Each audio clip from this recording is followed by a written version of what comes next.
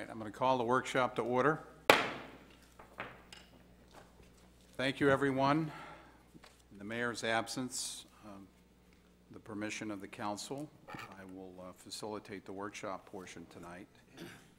We're going to start with a presentation on paper streets with Eric Cousins and Gary Johnson. That means we don't spin tires.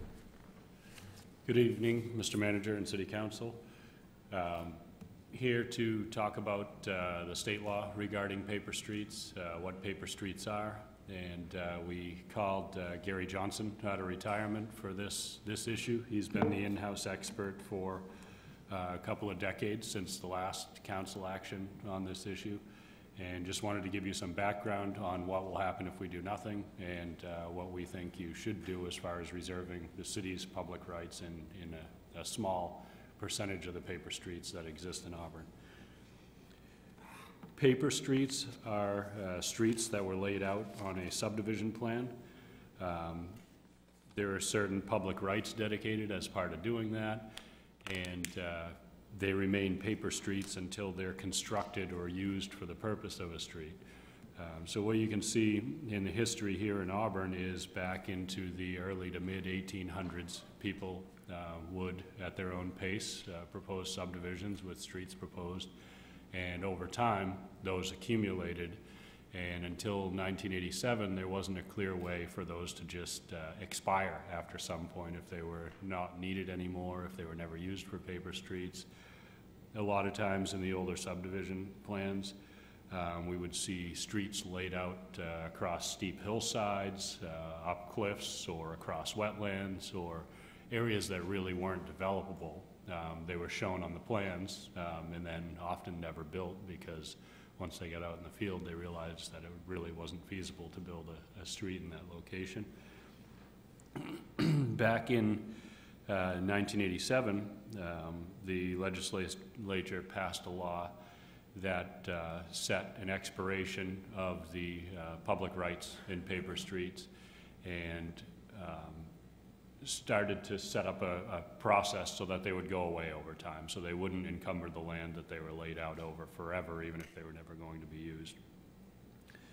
That sounds like that deadline came up on us pretty quickly in 97, 10 years after the law was passed, and there were close to 100 subdivisions, 95 I think was the number, that staff at that time felt that there were paper streets in them that we either needed, didn't need, or didn't know if we needed at the time and didn't have enough time to do the research before those rights would expire. So there was sort of a blanket reservation. There's a copy of that resolve.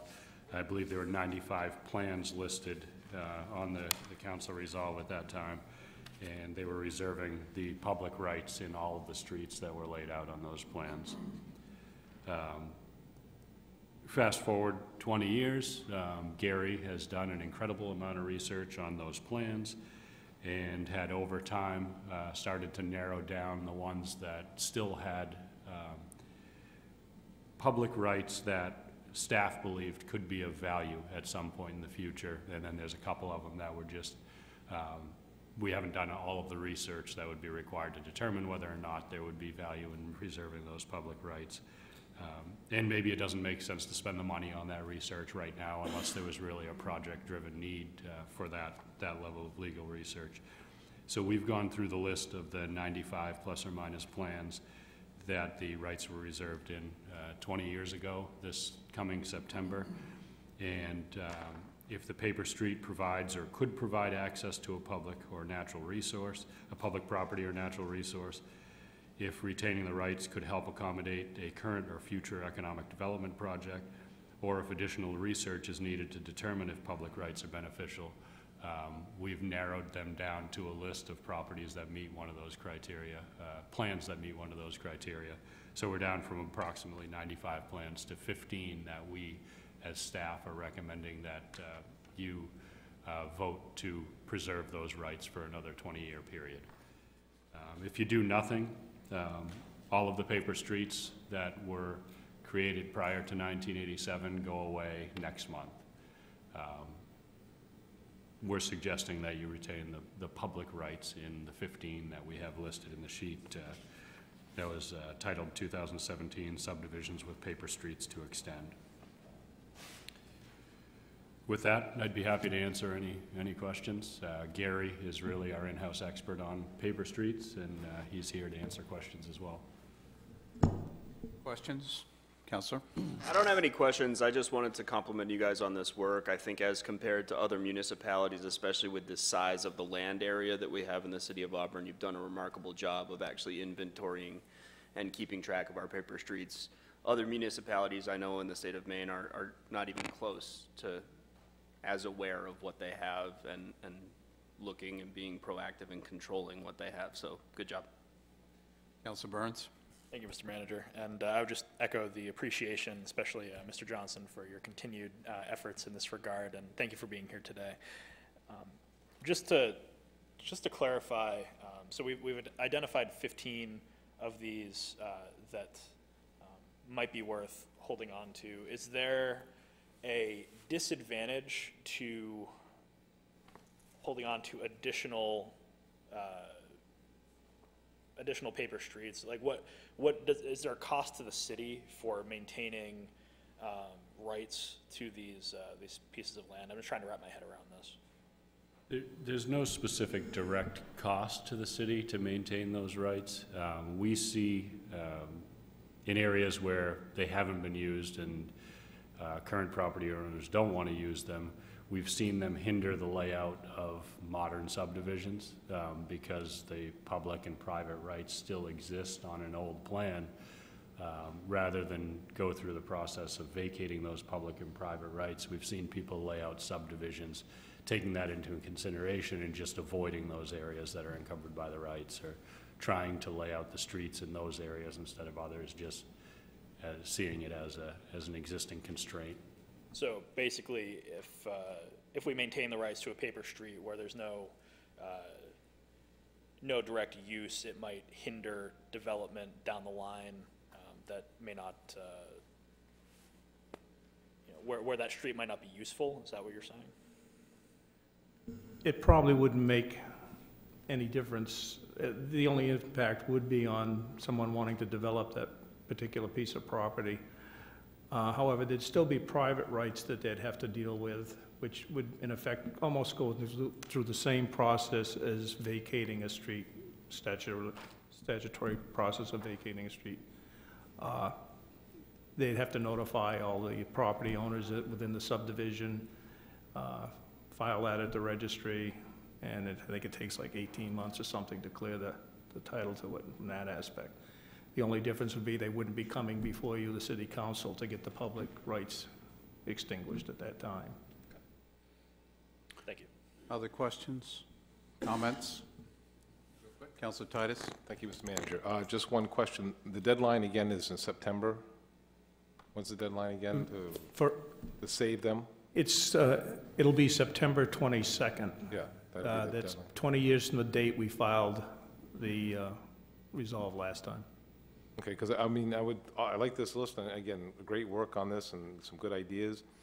But when I see that we're holding on to a paper street since 1927 and we haven't used it since 1927, just maybe go through the list and scrutinize what we think we're really going to need. If we're going to eliminate something,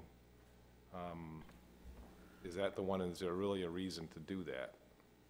I mean, I see one of them that talks about access to EL potentially, where EL is right now, if that's what I'm looking at.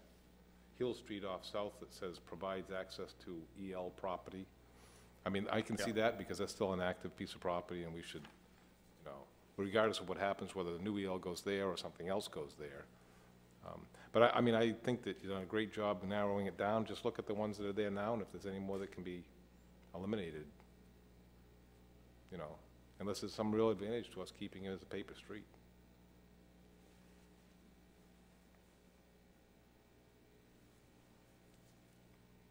Anyone else?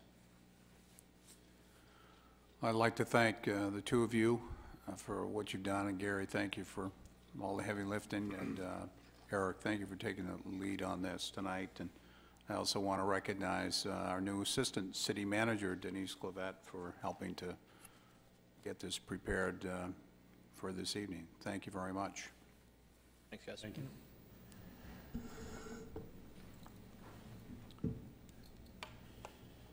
Next up, we have the rapport proposal with Derek Belanger, who's our purchasing agent, facilities director, accompanied by Justin Jaffe, is that right? Yes, sir. Let's see if I can get connected.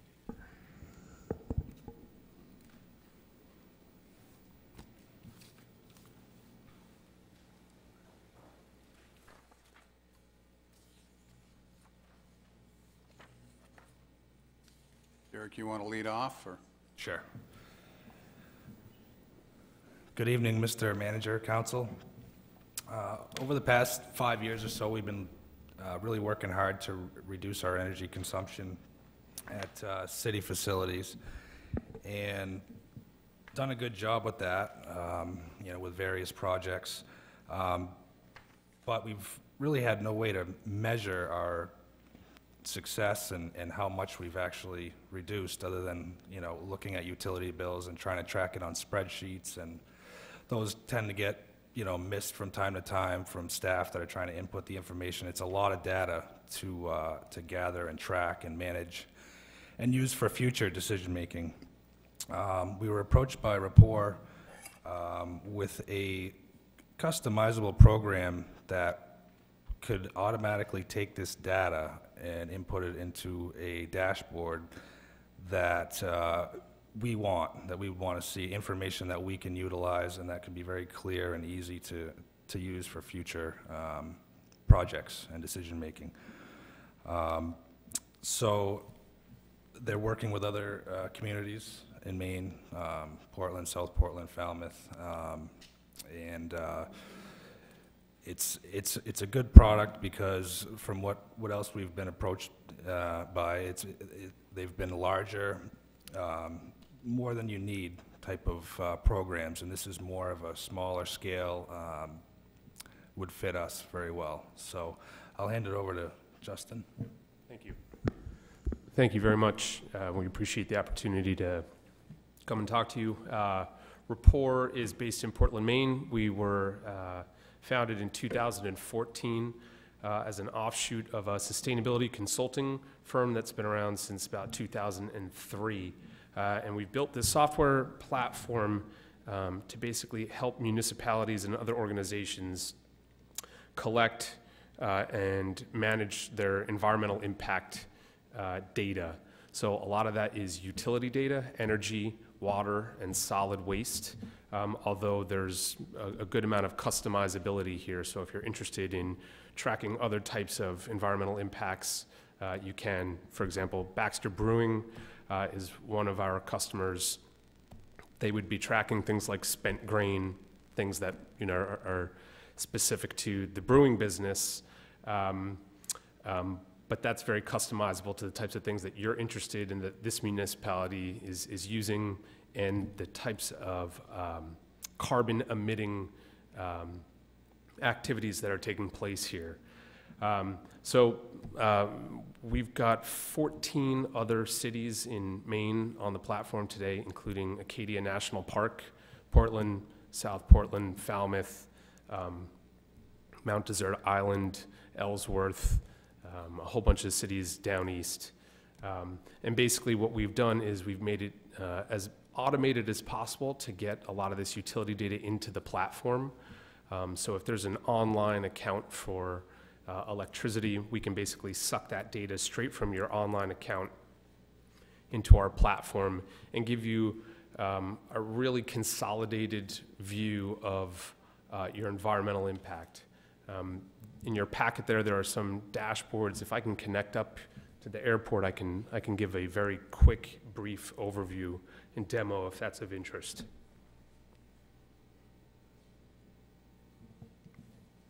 Go ahead. Yeah. Does anybody know how to get the airport password up on the screen? Brian, if you're listening, Am I in the wrong place here? help us out. Okay. This one? I see. That's the only one that's showing up here.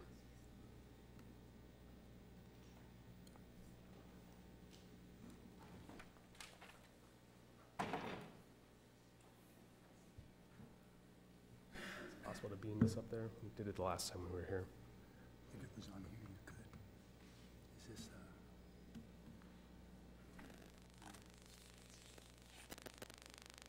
Yeah, if not, that's okay. I can talk my way around it. I would, Yeah, okay. Okay. If you have packets in front of you, and you're able to go to the rapport part of the presentation, the first slide that says dashboards will give you an idea of what we're looking at here. So this is meant to be really digestible, sort of one-stop shopping for this kind of information for wherever you sit in an organization. So for use by facilities, but also sort of comprehensible to a citizen, someone who's a student at a school. We tried to make this easy to understand and intuitive for everybody. So essentially what you're going to be able to do is see long-term trends for how your city is using electricity, energy, water, and solid waste. We've got about 60 different built-in types of impact that would cover fleet management, that would cover business travel, if those are things that you're interested in tracking. And once all that data is in the platform, you're basically able to generate reports and real-time reporting of whatever you're interested in looking at. So you could look at all of the schools grouped together. You can look at the different, I think there's 20 or 25 municipal buildings plus 10 schools that we'd like to include in this project. And I did speak with the superintendent and the business manager for the schools and assured them this would require no extra work on their behalf, and they seem to be satisfied with the value that we'd be providing here. I know that they've been tracking some of this data for some time. Maybe I'll stop there and see if there are any questions here. Councilors, any questions? Councilor Burns? Thank you, Mr. Manager, and thank you guys for being here. I'm excited about the potential uses for a platform like this. And just to be clear, this data that's being collected, I know you indicated that with the school department there would be no additional cost or work on the part of the city in compiling this information. Would that be true for the city as a whole? Would there be additional costs or work for us on the city side in getting this information into the platform? No, I don't think so. Sort of two-part question. There will be some initial work in terms of inventorying the data that we already have, squaring that up with what we want to track. I know that there's a good amount of data that's been collected already. We'll make it really easy to get that into the tool. If there's data that has not been tracked to date, we'll have to go back and figure out a way to get that in. But we've been through this process now, more than a dozen times, so we know how to make that fairly efficient. And you've got basically an unlimited license for all city buildings here. So if you decide that you want to bring more municipal buildings into the fold here that didn't make it in originally, that's okay, and that would include all the schools as well. Once that's set up again, we will automate this data collection to the best of our ability, meaning that if there's an online platform, if it's a MIRA or CMP or the water district, assuming that they have online billing, that data will get automatically sucked into the platform, and there will be no need for manual data entry after that point. Thank you. And just to kind of follow up, I know I've received a lot of inquiry from constituents regarding what the city can do to be more effective in reducing its carbon footprint and being more cost-effective in its energy usage. This seems kind of self-evidently an important first step in working toward better efficiency for the city, just having a better sense of where we are right now, and then being able to track over time what efforts we're taking and how they're paying off for us or not. But specifically, do you have any sense of, with the other municipalities that you work with, what has been made possible through the use of your software in terms of what they're doing with it, what they're using that data for? Yeah, I know that immediately it's reduced the manpower necessary to collect this information in the first place. So oftentimes there will be sort of an annual cycle for this kind of data collection. which will involve often stacks and stacks of utility bills, data entry. If you have an intern who can help out with that, that's great. But often people who should be sitting down and analyzing this data end up spending 75% of their time just collecting and organizing it. So we're fairly new in the municipal space. We've been working with Portland for about a year now, and I know we've moved the needle just on that. The second part of things is just having sort of a consolidated view of your environmental impact, which just hasn't been possible in most of these municipalities until now. So I think that they're still in the early days of being able to take a look at 1 or 2 screens and have a conversation about using that data to better inform decision-making. Again, it used to be 75% of the time was spent collecting this data, 25% analyzing it, and we're trying to reverse those ratios here. Sure. And Mr. Belanger, I guess since I have you up here, do you see any immediate use for the city in this platform?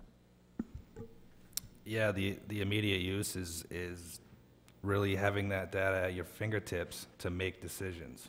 So we can say, wow, we're really high over here. We're using a lot of energy over here. What can we do?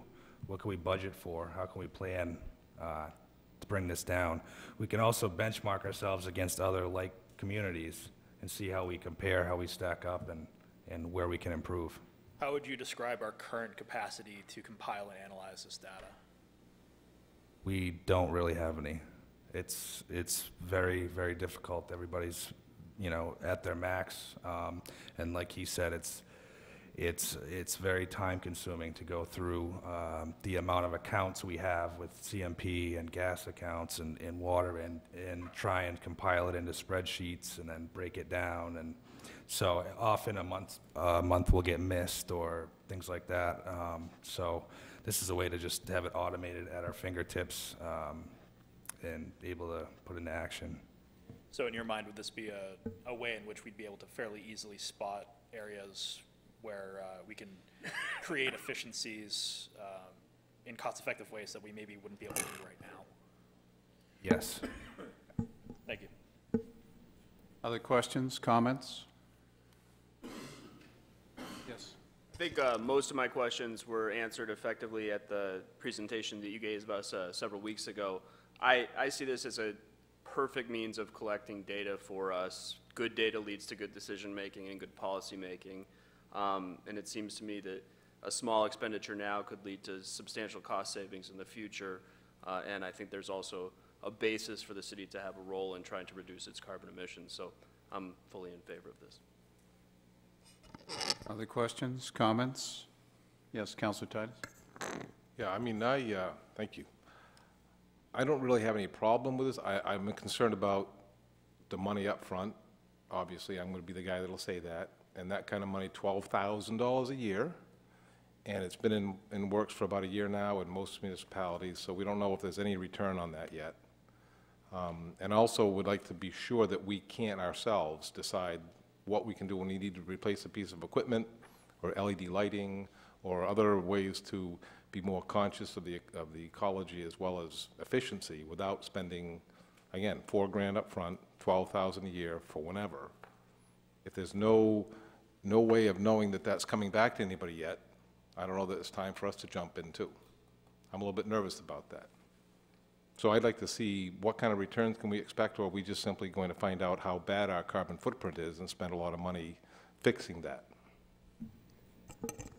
Yeah, I think those are valid concerns. And to be clear, we're about a year into our project with the City of Portland, during which we've learned how difficult it is to get this data. They get a utility bill for every single traffic light in the city.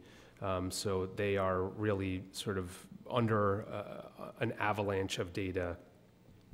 I think that what I can tell you is just in terms of wrangling that, getting all of the data into sort of a consolidated perspective, I think that the capital outlay definitely is less expensive than what you would pay for hiring a consultant to come in and do a carbon analysis for your municipal footprint.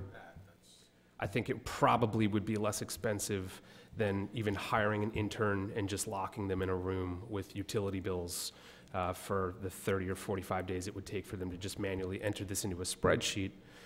And then at the end of that process, you've got a spreadsheet, which doesn't really lend itself to helping people sort of understand the narrative of here's where we are, here are our goals, here's the progress that we're making toward that.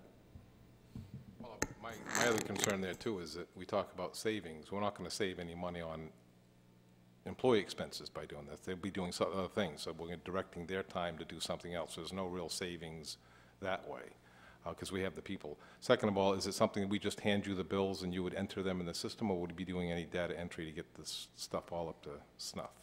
Yeah, so as much of this that we can automate and make digital, we will.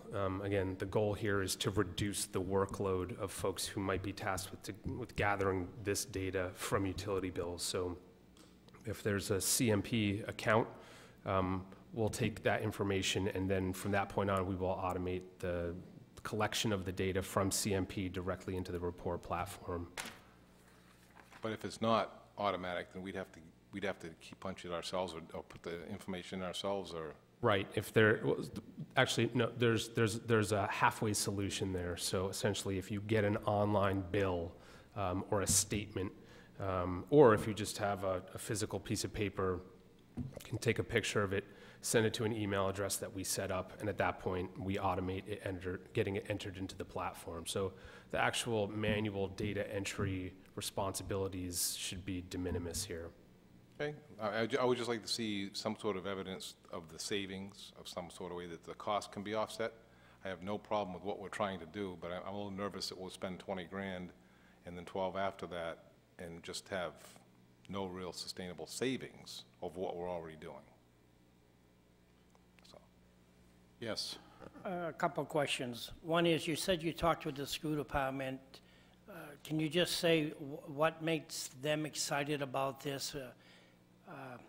All I see is a cost here of a 15.9, but it doesn't break anything down to me anyways, other than you've got the annual license. I don't know if we have any of them licenses or not in-house, but school department, they have all kinds of other licenses too.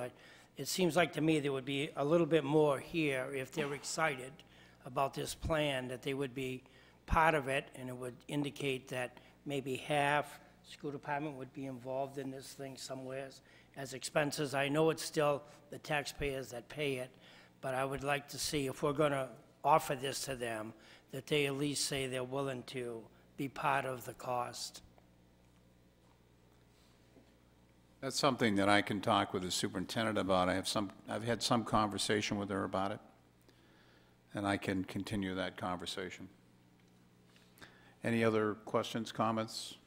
Well, I Councilor know Young? I know the school department has gone through energy audits and are on a contract of saving money on different things. They probably have all kinds of data that from that, but I don't know if they own it. Where the city council has been pretty much laid back on efficiencies and contracts about saving money. Would I like to have a discussion with the school department about what they've done in the past and how this relates to that. I suppose they like data, the school department does, and they probably would like the fact of being green, but I guess I too would like to know what potential type of savings would this be in reducing the carbon footprint and being efficiency. Will we just end up feeling good that we're evergreen or whatever, and what's the cost of being evergreen? I think that's a environmental standard. Could you tell me what would it cost to be evergreen? I'm not familiar with that term. I'm not sure I'm understanding the question. Okay, it was a lot of environmental buzz things around, but I guess what we're trying to do, what's the goal here, is to have zero emissions? Yeah, that I can speak to. So I think there's a couple goals here that range from the very tactical and practical and ultimately cost savings is the primary reason to undertake this kind of initiative. The flip side of that coin would be a signal to the citizens, to the schools, to the businesses in this community that this is something that the city government is conscious of, looking at, and thinking about. So in terms of the tactical and more practical applications here, I think that to be able to take a look at, and again, there are some screenshots of our dashboards in your packet there, but being able to take a look at the environmental impact and footprint of your city in a way that's really customizable and allows you to dial down into just looking at the schools or just looking at police stations or fire stations or other municipal buildings, and seeing what their sort of energy efficiency or what their overall efficiency looks like compared to other buildings in this municipality and elsewhere. There's value there, and there are plenty of other cities that are involved in that kind of self-reflection. And as best as I can understand, there's really not a capacity to do that in a straightforward way today. I think a lot of that data probably exists and is accessible to people in the facilities department of the city government, but that's probably about where it ends. So again, we're in this business to try to help collect this data, make that really easy, and then get it into the hands of as many people as possible to empower decision-making and transparency. Yes, Councilor Burns. I'm sorry? Derek? Yep. From what I understand, these dashboards could also be linked to the city website as well, so that we could put information out there for public consumption, so everything is very transparent, very visible, and we could set goals on there. We could have public weigh-in, so there's many options that are available. Councilor Burns? Thank you. Just to help conceptualize how much of the city's costs are included in, Councilor Titus was talking about, potential return on investment, or how much money we could see in efficiency. Do you know offhand, Mr. Belanger, how much the city spends in a fiscal year on energy usage? Or perhaps Jill? I wouldn't want to throw a stab at that. The number was a lot higher. We've done a lot, thanks to council, for funding a lot of these projects, but I think now we're at the point where we're ready to start measuring and verifying, and then start picking away at some other items other than the obvious. And if it's okay, I'll just add here that the software does track the financial component of all of these things that you're tracking as well. So when you're entering the kilowatt hours that you used in October, you're also putting in how much you spent then. Derek, let's make a note to answer that question. Yes, Councilor Stone. Thank you. My concern is, how are we going to know what that this is working, that we have made a good investment? How long would it take for us to start to yield answers that we can then, that are actionable? Is it going to be 3 months, 6 months, a year, 2 years? What is your thinking on that? So I think that the first step would be doing that data inventory, right? And assuming that you want to put 2 or 3 years of data sort of to backfill it, I think that it becomes actionable right after that. And we could do that within, I'd say, 45 to 60 days, depending on what form we get if it's a box full of utility bills, that's going to slow things down a little bit. If it's a couple of spreadsheets, that'll be faster. But I think, again, we're trying to change the ratio here so that it's not the collection, it's the analysis of the data. So our primary goal here is to give dashboards and reports that you all or facilities folks can sit down and look at and begin to use that as a basis for calculating things like ROI and justifying investment to each other, to the community, to businesses. So, our job is to get the data in a comprehensible format for you all to take and then run with. I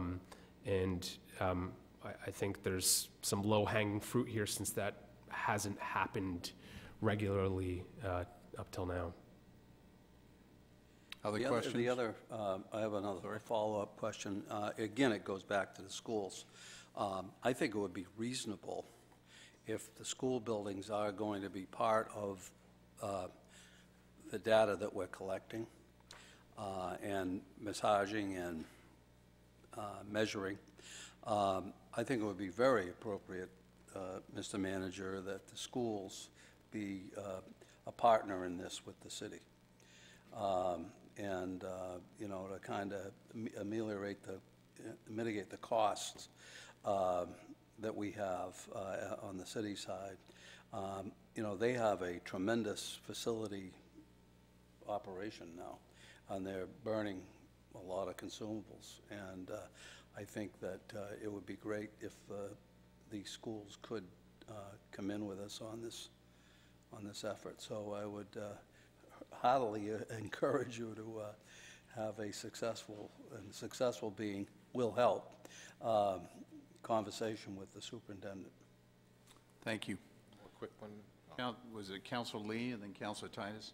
I think answering Councilor Stone's question, how will we know when our initiatives are effective? I think in the status quo, we have no means of collecting the data in an analyzable way to know whether our initiatives are having an effect. And I think that's why taking an approach like Rapport is the way to go for us. And secondary to that, I remember at the original presentation, we had some questions, and I might be making this up, but it seems as if the data that we have collected and the efficiencies that we have presently means that our ramp up is probably going to be far quicker than it was in Portland, because we're already ready to input a lot of that data, whereas they weren't. Councilor Am I correctly remembering that? Without having seen the shape of the data today, I wouldn't want to promise that. I have seen Portland's, and it's not good.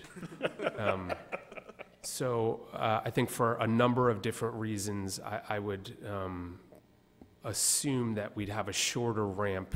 My understanding is that that much of this data exists on spreadsheets somewhere. That's good. My understanding is that a lot of this data is obtainable online through CMP accounts. So again, we've got a good mastery of that. So probably. Good answer. Councilor Titus. One last thing. I want to say that I'm in favor of this kind of thing, especially if there's a payback. I'm skeptical only because we don't really have any evidence or any references to say somebody can say, yeah, we've been doing this for 3 years and it's perfect. So we're kind of going out on a limb a little bit there. But if we can show where their savings are, I mean, I would say that we need to get some references, maybe some sort of a savings number from somebody that says this is what it's going to save us, either in real dollars or in sustainability with the environment if we are causing a problem, and this is going to reflect that. But then I also want to be cautious, and that is I don't want to have this council approving this kind of expenditure in mid-year. I like to see things come around budget time. I don't know if it's the will of everybody to say, well, here's a good idea, let's spend money before budget season comes around, because that's a bad habit. But in the meantime, we could get this data, get this information, see where we're going with it. And also, real quick, if we get those that are in that position now to give us some data on what we have been doing. I know CMP offers free energy audits. Have we had some of that done? Or even if it costs money for an audit, to have a building audited to say what we're going to do or what we can do to save. If that kind of stuff has already been done and now we're still wondering what we can do next, that would be information I'd want to know before we committed to this kind. The other thing is that license an annual or a monthly fee? So there's a one-time setup fee. I see that. Right, and then the license is annual. So once a year, we'd have to budget that kind of money. So we're asking 15 grand up front. I don't think we should be just spending that willy-nilly throughout the year when stuff like that comes up. But waiting till the next budget season and putting it into a CIP or into a regular budget and split it out amongst all the different departments who are going to utilize it, would make it a lot more palatable than 12,000 bucks all at once. So to answer your question about energy audits, we have done those. We've completed several reports at most of the major facilities and implemented a lot of the recommendations, which is where we've gotten a lot of savings so far. So this is kind of, like I said, the next step to see where we can further reduce costs from just, the eyeball test, and from utility bills, which is what we had to do in that case, is pull a lot of old data and track it. So the other reason we're coming mid-year with this, I understand your concern, but it would also be a basis for budgeting purposes. So we could use the information here and take that and actually have the data and go after some other projects for budget season. Let me add to that. They wouldn't be here this evening if I didn't support the idea. I think it makes a lot of sense to utilize data to make decisions. I think we should be doing more of that. And I think what Derek just said about utilizing the data to help us plan for our budget for next year, which will be here sooner than we think, I think it would be very helpful and beneficial. I understand Councilor Titus's concerns and other comments that have been made, but I think it would be very helpful for us to have the data available. I also appreciate the comment about trying to get the schools to partner with us. So I'll work on that. What's the next step, Mr. Manager? What's the next step after this workshop? I think the next step after the workshop, one step is for me to talk to the superintendent of schools regarding the partnership. I think we have a couple of questions at least that we need to try and answer for you, and report back and see how you'd like to proceed.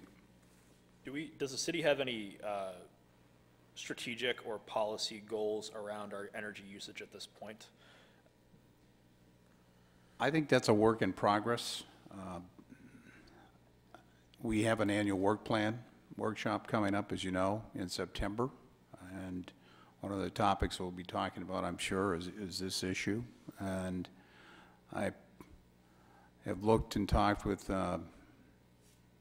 people here, like Derek, about what we're doing and have done in the past. And I think that good steps have been taken, and I think there's a lot more we can do. And I think the data would help us do that. But I'll report back on our findings and see how you'd like to proceed. Thank you very much, gentlemen. Thank you, guys.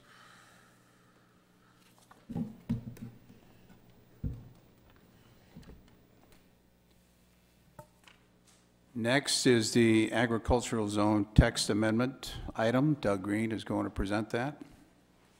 Thank you, Doug. Okay. Good evening, City Manager Crichton and the City Council.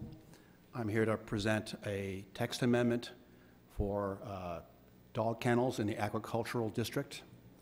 This is something that went through about a 3-month process with the planning board, starting out with a citizen request.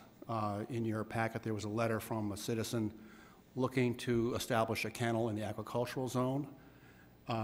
So the staff took a look at the current situation, something we've been aware of for quite a while anyway, which is that under the current zoning regulations, dog kennels, which incidentally have to be on at least 3 acres of land and are a special exception, would have to go to the planning board, are currently only allowed per se in the low-density rural residential zone. And they're not clear to us that they would be allowed in any fashion in the agricultural zone. They're also not currently allowed in the low-density country residential, which is the next size down, lot size from the agricultural zone.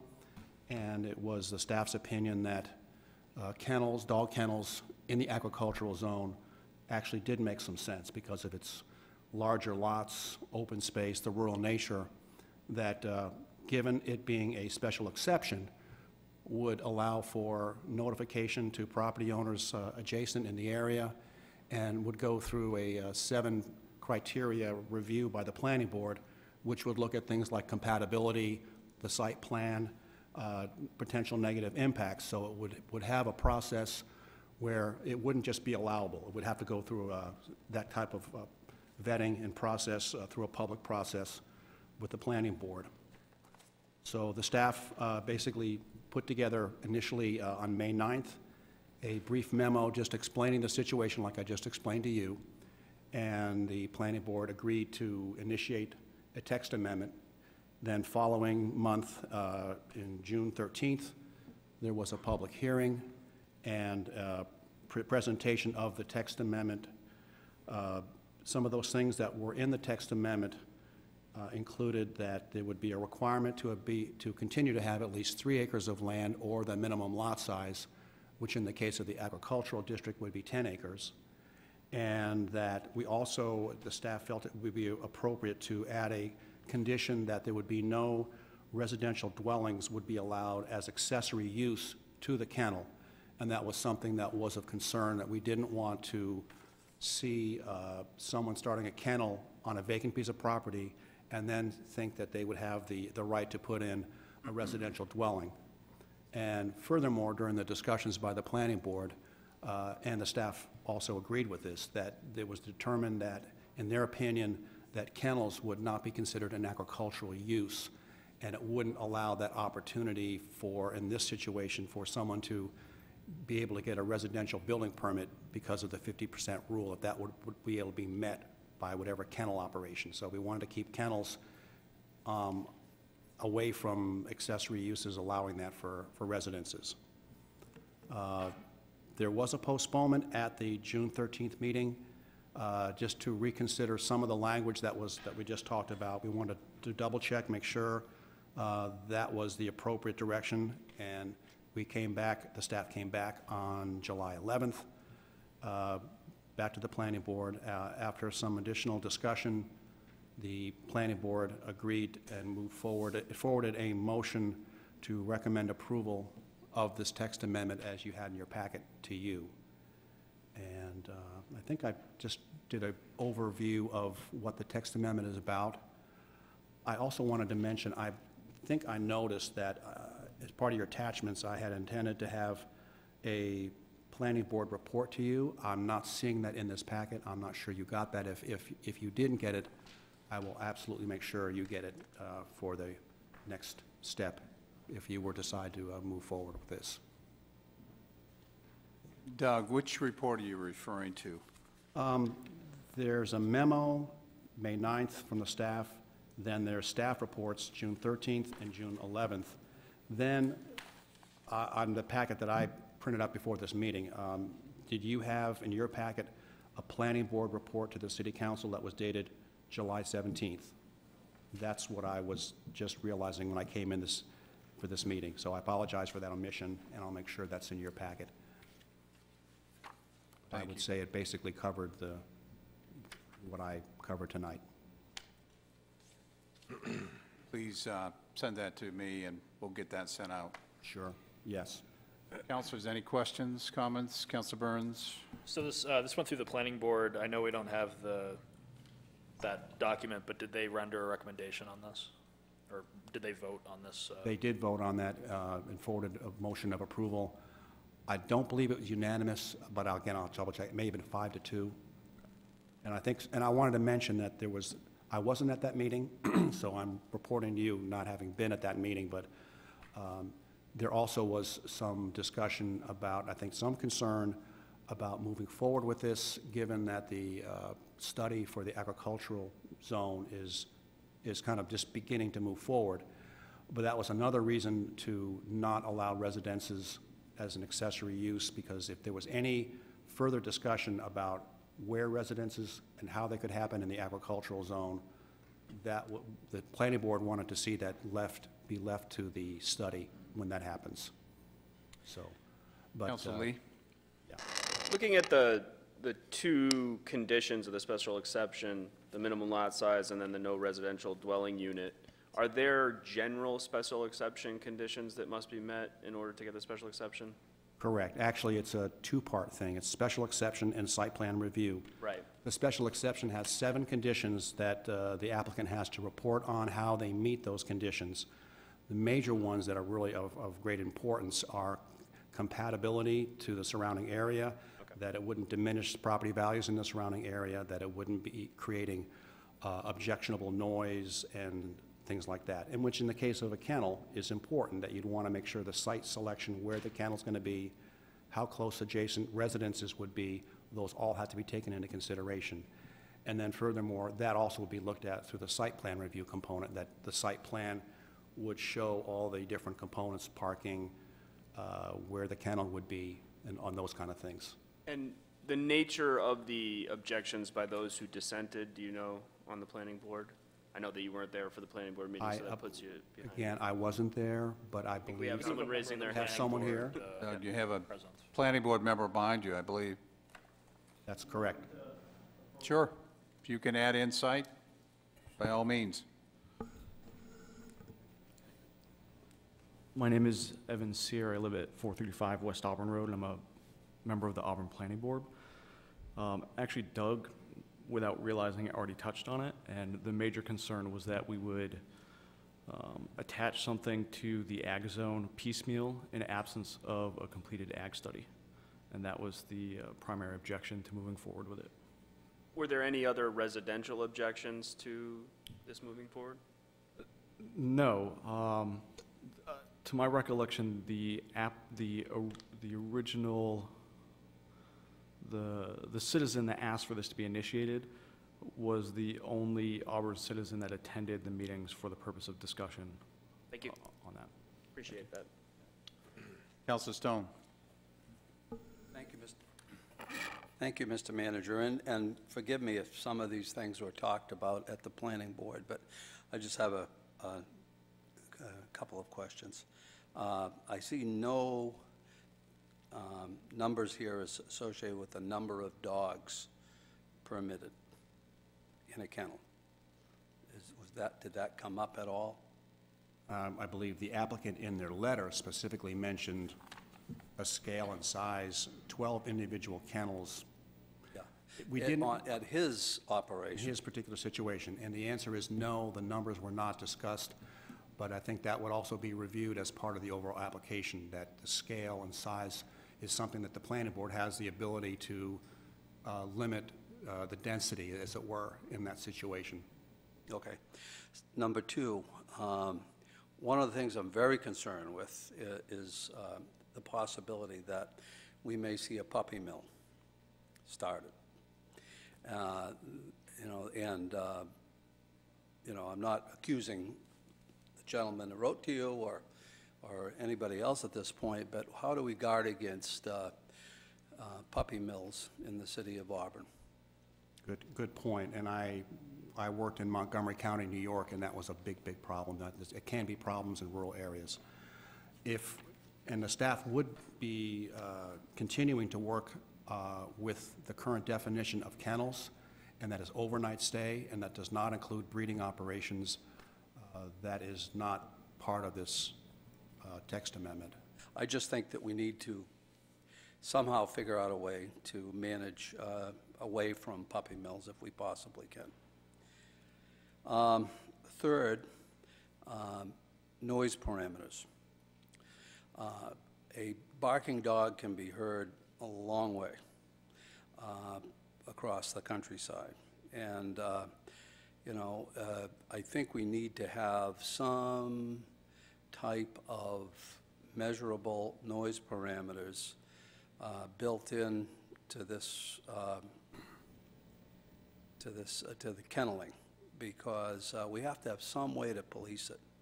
And if we have no way to police it, and it's just all we hear, well, the neighbors are objecting, the neighbor could be 2 miles from the kennel. So depending upon atmospheric conditions, et cetera, I would like to see some type of measurable parameters for noise, decibels or whatever, that somebody could go out there and put a noise meter out there and see exactly what we're dealing with. So those are just 3 of my concerns on this. And if I could just comment, as far as the noise goes, the zoning ordinance already has a section in there regarding obnoxious things as far as light, noise, smell, odors, those kind of things, which has come up in other discussions. So there is a measurable decibel level that can be used in noise problems, especially at night. I would just say, and we could certainly look at this and come back to you, that I think the planning board would be wise to look at the construction standards of whatever is used and put in soundproofing and conditions about the dogs being inside those noise-controlled settings. I completely agree. Because when they get outside, they can get awfully noisy. Absolutely. And I'm a dog lover. All right, Council Lee, and then Councilor Titus. I think Councilor Stone's concerns are real concerns. However, I would be incredibly hesitant to do that in the ordinance. I think that the special exception process and site plan review are the places to effectively answer that. So we can't answer every single question by way of the ordinance. I think the planning board does a fairly good job of answering those questions. Right, and what I think, again, I think what I was trying to say is I think we could do some simple research, and probably it wouldn't take much to find out some standards of what is used out there and make sure the planning board's aware of that when an applicant comes before them. Excellent. Councilor Titus. Yes, thank you, Mr. Manager. My concern always when we're doing zoning changes is the neighbors, the people that are living there now in a particular zone that we want to change. So I always get concerned because when the planning board has power and control, it's not so much in the public eye anymore.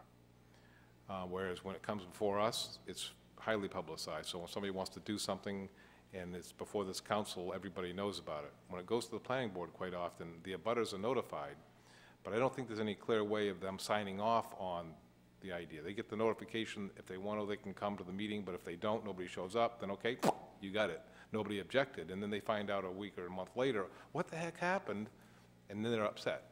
So I'd want to be really careful, maybe this is an idea for going forward for all proposed zoning changes, is that we make sure abutters and people in the neighborhood know what's just been done and what might be coming to their neighborhood. So then I have no problem with a person using their land for what they want to use it for, as long as they're not infringing upon the rights of their neighbor in any way, shape, or form.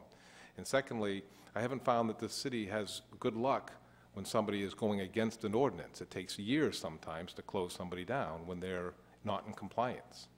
So is that a remedy? Yeah, last-ditch remedy, but do we set a policy saying, yeah, well, we can always shut them down? Well, no, that's not so easy.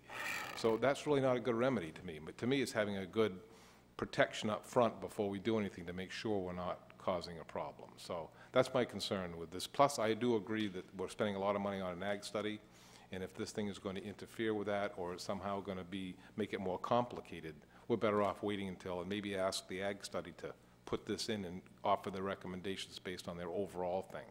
So just my thoughts. And if I could, one of the things I wanted to mention that, and I touched on it, but the fact is right now that kennels are currently allowed the first place that it really is clear in the zoning ordinance in our low-density rural residential zone, which really is a 1-acre lot size. You have to have 3 acres for a kennel. So we were just as concerned about the impacts, the size of lots, and which is one of the reasons we felt more comfortable moving to the agricultural zone as really a starting point, which we thought then worked down from there, that there's a lot better chance of having more separation from homes and greater lot size. So we certainly don't disagree that this is something that the planning board bears a responsibility of being a very watchdog, pardon me the phrase on that, but on having a special exception and really listening carefully to the neighbors and making sure that that they really make sure that the applicant meets all those conditions of the special exception and site plan review. Councilor Burns. Thank you. I guess I would just kind of generally echo some of the concerns mentioned by Councilors Stone and Titus regarding more specificity in the language around the kennel in terms of, size per acre, and how big of an operation we can have on a given size. I know that those are things that might be borne out in the special exception process, but it just makes me a little nervous if we're not without that specificity, because we do have so many restrictions on the ag zone for other types of business. I also see in the definition of a kennel, it talks about maybe operated separately or in connection to another business establishment. Within the ag zone, if someone wants to establish a kennel under current code or current ordinance, would they be able to operate a separate business within that kennel, or would they be restricted to just a kennel? I could go quickly grab my zoning ordinance, but as I recall, in the general business zone, you can have a veterinarian and then a kennel as an association with that, and I believe that's where that's introduced. I don't recall veterinarian offices being allowed in the agricultural zone, which is also a little bit surprising, but. So I'm just looking at the pullout for section 60-2 here, defining a kennel. And it just says, kennel means any business or establishment other than a veterinary hospital, whether operated separately or in connection with another business or establishment that keeps, boards, or trains dogs or cats or other animals. So I know that the proposed language here specifically restricts residential use adjacent to or as part of that kennel. I'm just wondering if a separate business associated with the kennel would be allowed under this usage. Right, and like I mentioned, typically it would be in association with a veterinarian. The definition does kind of open the door to other uses, but I would have to say that the staff is always faced with other uses, and I don't think we would be, my sense would we would not be that open to allowing kennels and everything that goes along with the kennels just to be associated with other businesses. Like if you were, right now I can't think of something clever, but we would not be open to someone trying to backdoor a kennel in with some obtuse use. Collar sales. Yeah, like a pet store, or pet accessories, that kind of thing. Right. Councilor Young? Yeah, we have kennels in Auburn already, right? There are kennels, correct. Are there any residents connected to the kennels? I'm not 100% sure. I know there is a legal, what we're considering a legal non-conforming kennel on the northbound lane of Washington Street.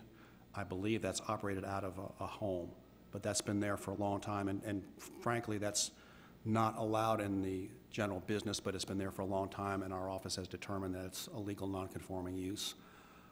I can come back to you next month with better, other information if there are other kennels that might I just wondered include a if that residence. was the case. That's the only one I happen to know of, and I don't own a dog, but it's very obvious. You see them out there walking on Washington Street with, I don't know, maybe 10 dogs or so, two people handling the reins of leashes, I guess. But a kennel would be a 24-hour, 7 operation, wouldn't it? I wanted to make sure, I didn't mention that, but I want to make sure it was clear that the kennel is overnight stay for dogs. It is not doggy daycare. I want to make sure that that was clear. I didn't mention that, so thanks for. It's 24-hour, 7. I mean, they could be there a week, right? It could be, correct. And there would be there'd be somebody present at the kennel 24 hours a day.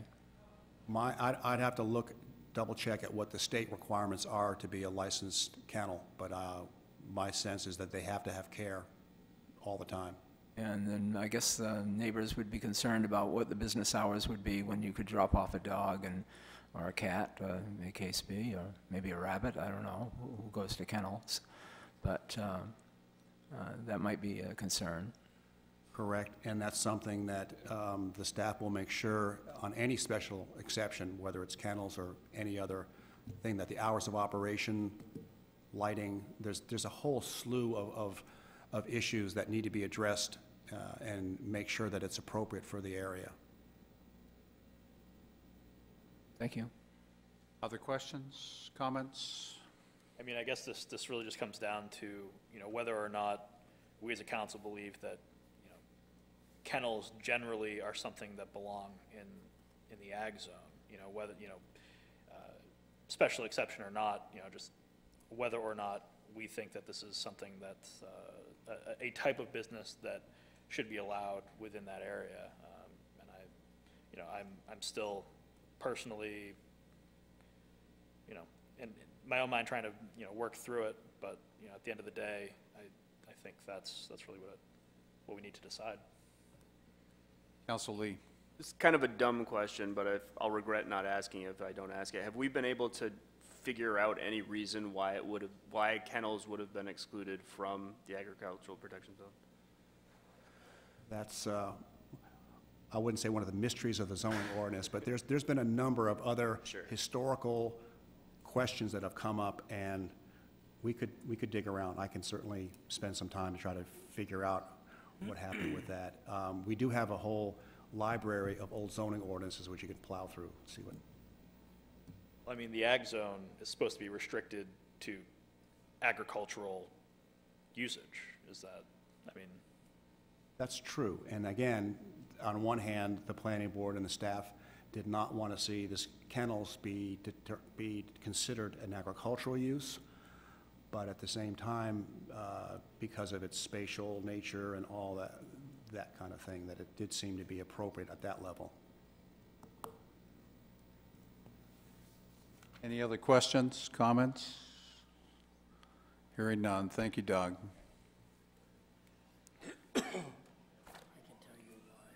Next, looking for a motion to go into executive session. Mr.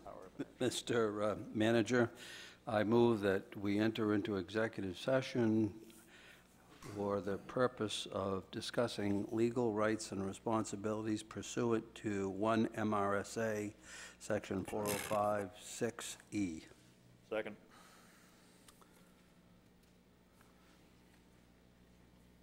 All in favor? Thank you.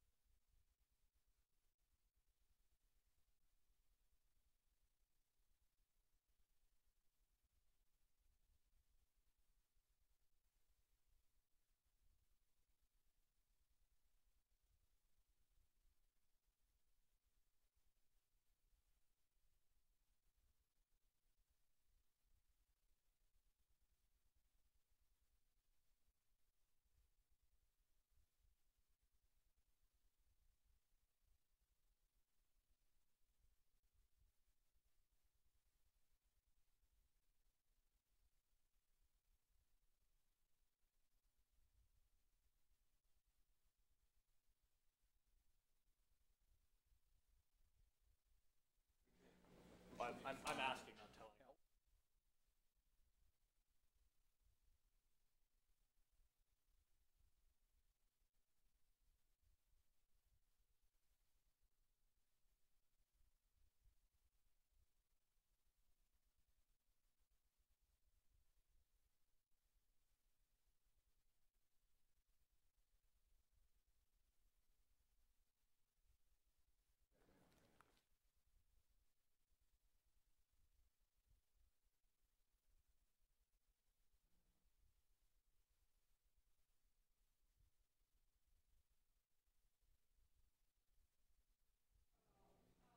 Somebody will have to, huh?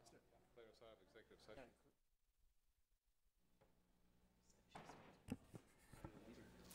We are out of executive session. Very good. Mr. Manager, Yes. I'd like to propose a motion for the upcoming regular session. That would be to nominate Councilor David Young as the mayor pro tem. Second. All in favor? Very good.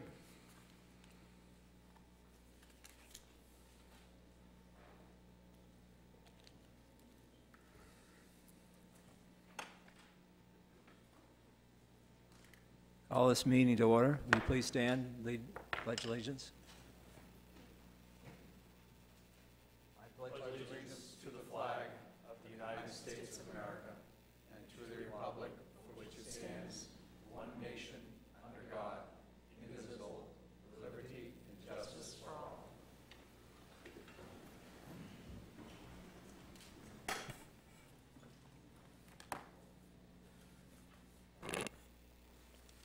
First order of business is consent items.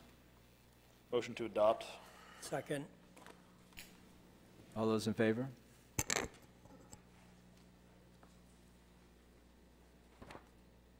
Second order of business is the minutes. Motion to accept the August 7th minutes. Second. All those in favor?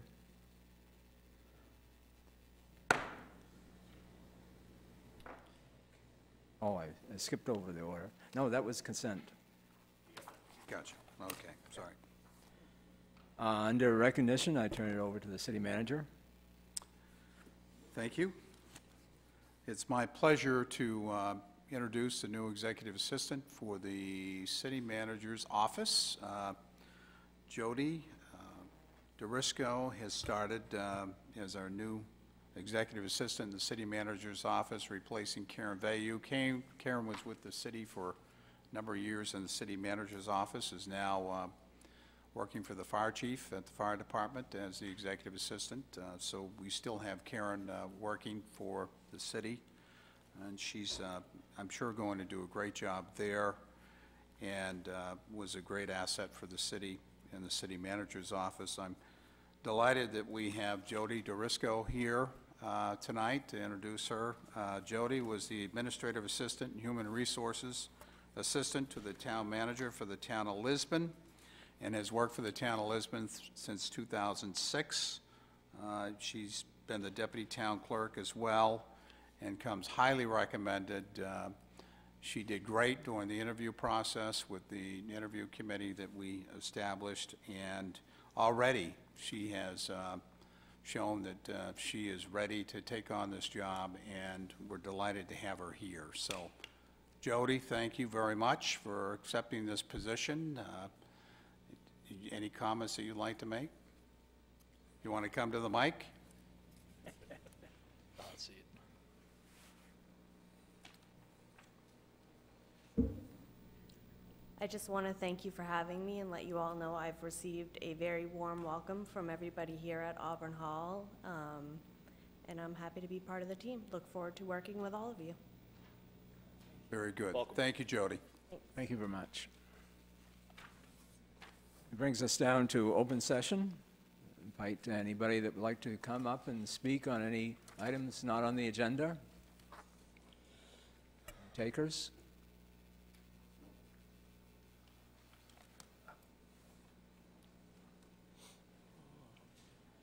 Joe Gray, Soapers Mill Road. I'd like to know, when we got money back from the state, we got $1 million something, and the school department set aside 130,000 or so roughly that they didn't use, or that we haven't used, to offset taxes this year.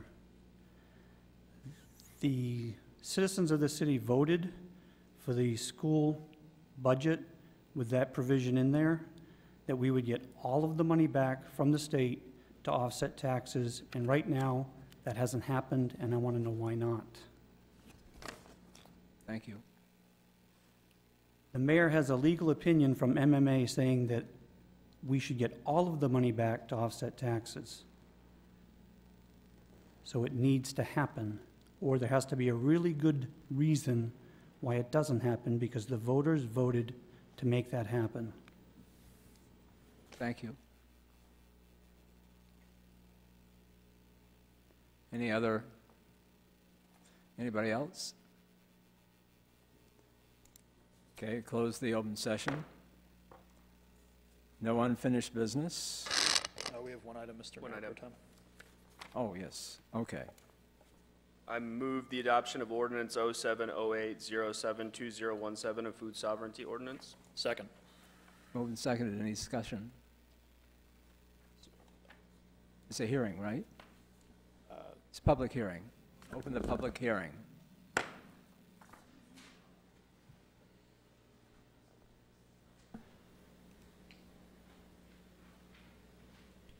Good Please evening. state your name. My name is Kathy Shaw, and I live at Soapers Mill Road. I'm a farmer, and I also operate Four Season Farm Market in New Auburn. I heartily support this zoning or this amendment. I appreciate the language being simple and easy to read. I think it will do the job that it is intended to do in its entirety with no necessary or unnecessary amendments. We, as farmers, try very hard to make a living in this city, and this will give us an additional leg up to provide our own products with the excellent quality that they are. Thank you. Thank you very much. Anybody else? And I will close this public hearing. There's a motion and a second. Mr. Mayor, I have a Yes, discussion. I have a point. I have heard, and I have no idea as to whether or not the information I heard was accurate. It was a comment from a non-citizen farmer and also a legislator who called me and was very concerned about this ordinance, which I supported in the first reading, that this would open the door to a replacement of state inspections with federal inspections, and that the federal inspections can be a lot more rigorous than state inspections can be. So if anybody has any information on the board here as to whether or not that is accurate, it would be great if I could be educated.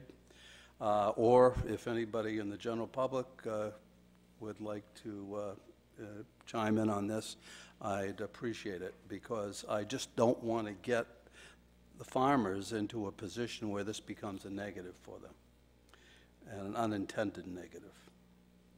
So. Thank you. Anybody else? Yes, Councilor. Having drafted the ordinance, I can tell you that that is not correct. In fact, that this would have no effect on the state inspections that are permitted in the status quo. I also think it's important that in crafting a resolution like this, that we defer to the farmers, and I saw a couple of hands shoot up, so to the extent that I would be willing to allow my time to be shared by those guys, I'd like to hear from them. Is there anybody who would like to step forward?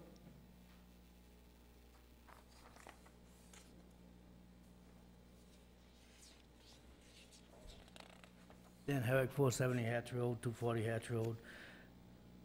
I find it ironic that there's people out there that speak on subjects that they really don't know what they're talking about, including that legislature that you talked with. State inspection and federal inspection are two different programs. When you go into a federally inspected facility, that means that you can sell out of state. This ordinance that was written by Adam Lee does not permit anyone in the city of Auburn selling outside of the state. State inspection, we can't slaughter, we can produce, but we can't slaughter for commercial facilities, stores, restaurants, blah, blah, blah. That all has to be state inspected. Federally inspected comes in from out of state also and is fed into this area. But that's two separate inspections. We have state inspections where we have to bring, like, smoke products. There's only 2, maybe 3 now. I'm not sure, maybe Joe knows, that does smoking that we can actually take back after we bring it to the processor, bring back and sell on the open market. That has to be state inspected by the state. State inspectors are basically veterinarians that come in and inspect to kill. They take blood samples, blah, blah, blah, blah, blah, blah, blah. Herring Brothers up in Medway, they're federally inspected and they have somebody there 24/7. They house them. That goes all over the country. Their meat goes all over. This has nothing to do with liability with the city of Auburn, liability for nobody other than the farmer and the consumer purchasing it. That's it, nothing else.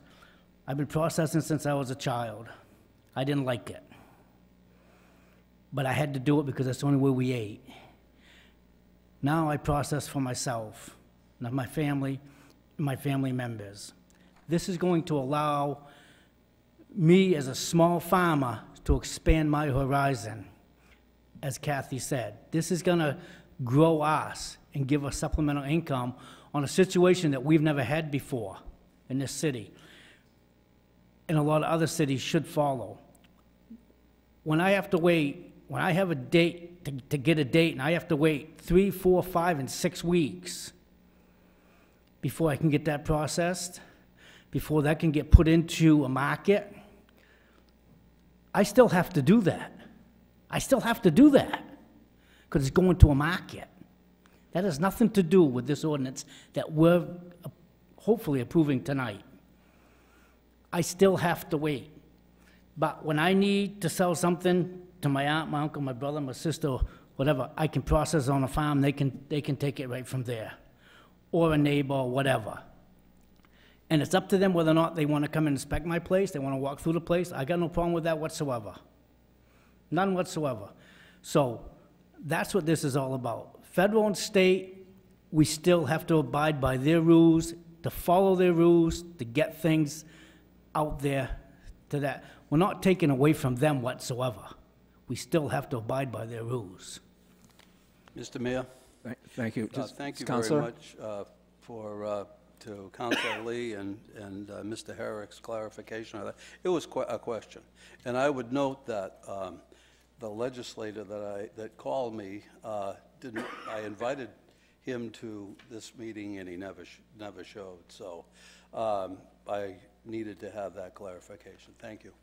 Any other discussion? Yes, Counselor? I'll just fill in the small legal component of this. I think the most important definition in this ordinance for people to look at is that local food or food products means food products or drink grown, produced, and processed by individuals within Auburn who sell or provide directly to consumers. So 2 important caveats to that.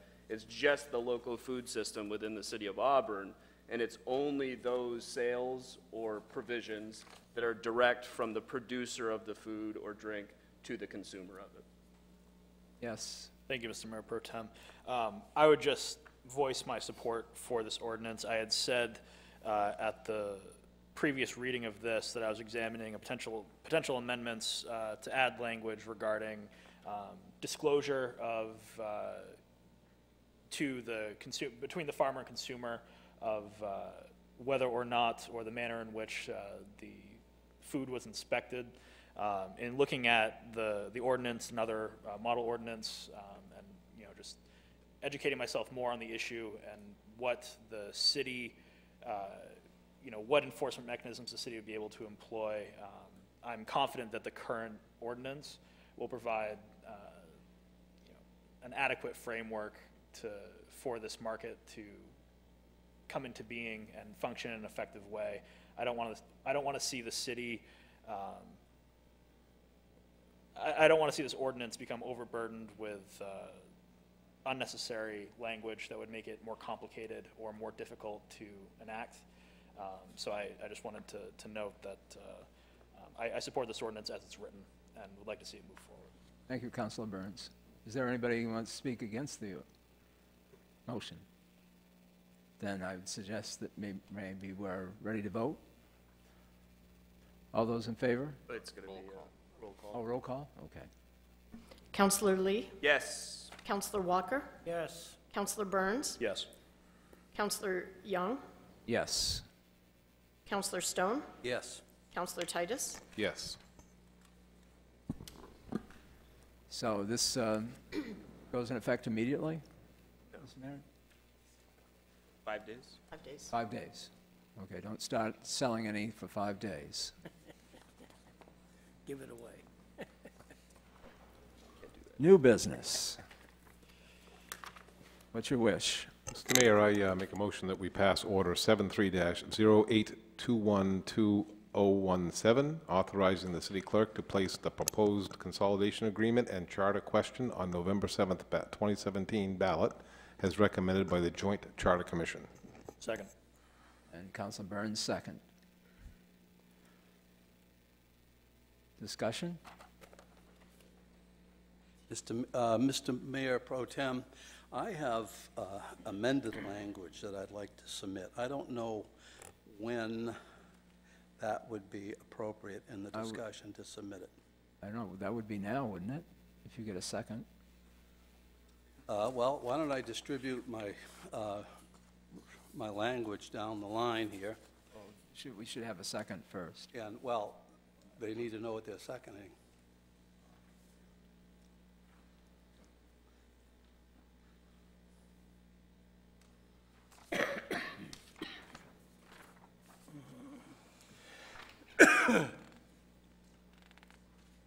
And why don't I read the language? And read it. Okay. For the people that are sitting in the audience and people at home. Okay. My amended language is, do you approve the consolidation agreement as recommended by the Lewiston-Auburn Joint Charter Commission, which would result in a merger of the cities of Auburn and Lewiston? Question mark. I second it. Can I speak to my amendment? Yes, go ahead. Mr. Mayor? The reason why I'm submitting the amendment is that there are really two reasons. Number one, what we're voting on in the November 7th referendum is, do we or do we not approve the consolidation agreement? The consolidation agreement includes the new city charter. And and it also includes a number of other things, because I think it's about 2 or so pages long. So number one, I don't think we have to include the charter in, specifically in the question. Number two, personally, I want to make it as clear as possible to the voters as to what they're voting on and what the impact of that vote is. We're going to hear, and we already have heard for the last several months, that we're voting on a merger. And that is that's the topic of discussion in the community if you've been living and breathing. And so I wanted to make it clear by this amended language that we would specify that the merger was involved in the question. And so those are the two reasons why I'm submitting the amended language. Councilor Titus. Thank you, Mr. Mayor Pro Temp. In my travels and getting signatures, I had a chance to poll people and talk about what their thoughts were, and I won't relay that result to you tonight. That's not my purpose, but my purpose is to say that it was pretty clear to everybody I talked to what was going on. They knew what this consolidation agreement was. And I feel that by changing the language here, we're setting a political statement in the form of a referendum question. And I don't think that would be fair to either side to send the verbiage to the slant on one side or the other. And the word merger is the one that most people are afraid of. And even though we want to make it clear, I'm afraid that it's going to maybe get people going the wrong way for the wrong reasons, or going the right way for the wrong reasons, or whatever. Everybody understands what a consolidation agreement means. And I think by the time November 7th comes out, those that don't know now will know what they're voting for. I don't think it's one of those questions that kind of no means yes type questions, I don't think. And I'm just a little bit nervous that the word merger is going to just set a political statement that even though I have my opinions, and maybe I would like this to be this way if I wanted to be selfish about my opinions, but I just don't think it's fair to the overall process to do that in this question. Councilor Lee. I'm a little torn as to Councilor Stone's amendment because in one, well, I agree with Councilor Titus that the portion that comes after the which is not something that should be inserted into this. For one specific reason, that's the word merger does not appear in section 2152 at all. The action that's made by the Joint Charter Commission is to submit a consolidation agreement, which is then voted on by the public. So as regards the latter portion of the amendment, I don't agree with that. I am somewhat in agreement with the first part of that, though, which is the consolidation agreement includes several things, one of which is a charter. So I'm a little skeptical of the language that came out as suggested by the Joint Charter Commission, because I don't understand why it has the charter specifically included in it. But I'm also weighing the fact that Lewiston has already approved that language for theirs, and I don't want to, once we're done with November 7th, I think we need an answer to this question, and I don't want to be caught up in several different iterations of what happens after that. Either the public is going to say yes, or the public is going to say no, and I want that to be the end of that, so I think we need the same language on both ballots. So I'll be opposed to that amendment, though I understand there is some good arguments to support it. Councilor Burns. Thank you, Mr. Mayor Pro Tem. I would echo the concerns of Councilors Titus and Lee, although I would concede from to Councilor Stone's amendment that the language provided by the Joint Charter Commission may be a bit redundant by the inclusion of the charter. Although that being said, I would, for the sake of uniformity and just uniformity of process, defer to the given language, and especially that it's been adopted already by the city of Lewiston. I think it might be problematic for us to start to tweak it. I would take general concern with adding that last clause. I think, you know, it may be self-evident to us, you know, the results of the adoption of the Joint Charter Agreement, but it is fundamentally a political statement, and I think if we start walking down that road, it's not one that I would really like to travel. So I would support leaving the language as is. I'm confident that the voters will be well educated on the issue, and I don't want to, if it ain't broke, I'm not going to try to fix it. Councilman Walker. Yes. I think the merger needs to be part of this. On our referendums that we send out by the school department, there's always a place at the bottom where they say whatever it is they like to say at the bottom, you know, what the big number is, little number is, counts to them. I think we should put on our ballot that's going to go out that the charter and consolidation agreement means if you vote yes, it's a merger for the two cities. If you vote no, it isn't a merger. That's very simple. Doesn't screw up their fancy writing here so that you may fool some people with their, you know, a two-piece letter that says the same thing on a ballot. Put plain English on the bottom that what a merger and what this really is. The charter and the consolidation is a merger, and that's where they're headed with this. Put it at the bottom that that's, you vote yes, you're merged. If you vote no, you're not. Can I ask a question of the city clerk? Do we have the right to change the wording here? I'm not a legal expert by any means. I would have concerns with changing the language. I think that it should be consistent between both cities. I think the language should be the same, but again, I'm not a legal expert, so.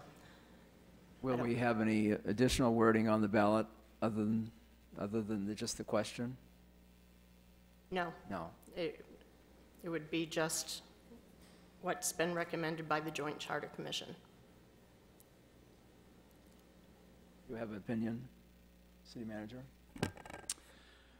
I would concur with the city clerk that I think it probably would be the wisest course of action to have the language be consistent with the city of Lewiston.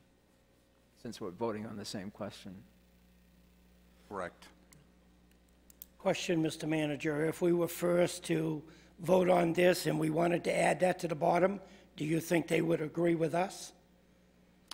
I don't know whether they would or not. So I don't think we have to agree with them. Just a minute. Mr. Mayor, I would add to this discussion the issue with, you know, can another council from another municipality dictate what we do as a council for this municipality? I think we have the right to do what we decide we want to do. And second point would be that my entire reason for adding that was not political, but is to be as clear as possible to the voters as to what they're voting on.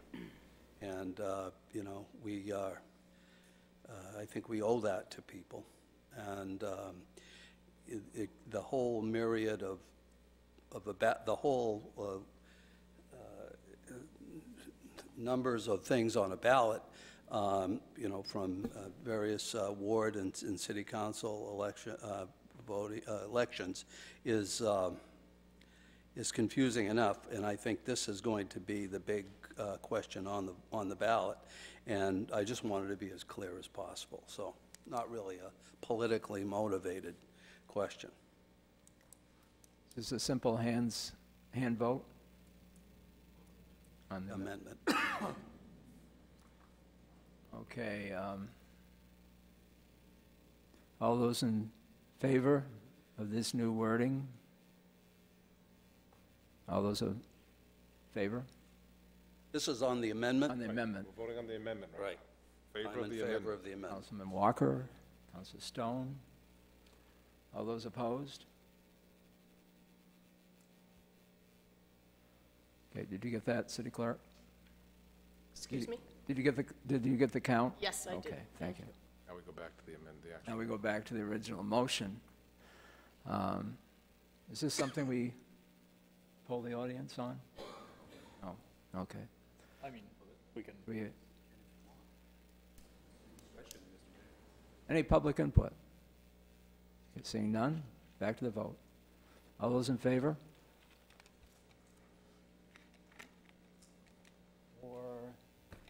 4, and those opposed? 2 against. Did you get that? I did. Thank you. Okay.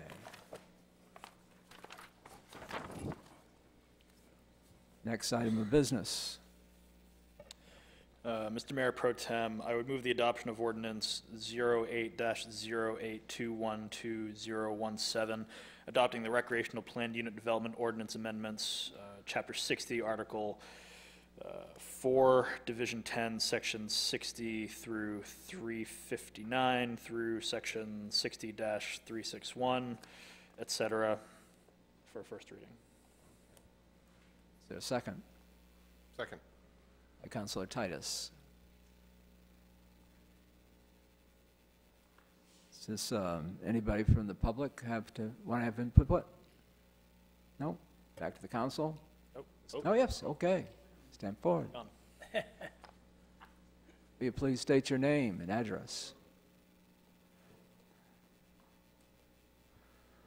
My name's Robert Shaw. I live on West Shore Road, and I also have property on Young's Corner Road. I'm just understanding and hearing about this potential change to zoning. And the article in Saturday's Journal about the Auburn could pave the way gave me a little bit of insight into it as far as some potential rezoning to allow some development near recreational areas. And I have some particular interest in the Young's Corner, Lost Valley area, being I live on Taylor Pond. And my wife's and my property directly abuts Lost Valley. Young's Corner runs along Latham Brook. The article was really interesting. I'm wholeheartedly in favor of hotel or condominium development, something like that around Lost Valley or golf courses that would help as far as the business is concerned. I'm involved in the construction industry, and I've been hearing some rumblings about a potential industrial project that may be considered in that same area as far as the corner of Young's Corner and Lost Valley. And to me, that's quite a different matter, and it's kind of puzzling to me because I don't see where an industrial type business would fit in a residential type scenario. My understanding is that there is supposed to be a tie because this business does snowcats. So, you know, you have the snow and the mountain and that kind of correlation. But to me, that'd be similar to having an iron smelting business out at Tabor's because they make steel, and Tabor's uses golf clubs in their driving range, or having a Ford auto manufacturing facility on the corner of Young's Corner Road because they make SUVs and you put skis in an SUV to go to a ski area. So I don't really quite see it. Now, if I'm wrong and I'm off base, then that's fine. But I wanted to take this opportunity to make my feelings known. And I understand there's going to be some more hearings coming forward. Thank you. Thank you.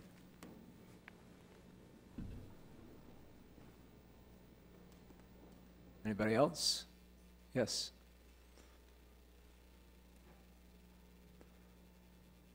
Please state your name and your address. Barbara Mitchell. I also live on West Shore Road. And I guess I understand the idea is to allow for more development in these recreational areas, but it just seems to me that in the location that's between the two watersheds of the two bodies of water in Auburn, it just doesn't seem like the best place for development. So that concerned me that they were talking about that by Lost Valley. And I also have the concern about the snowcat manufacturing plant being put in at the base of Lost Valley. Is there anything, anybody can tell me about that?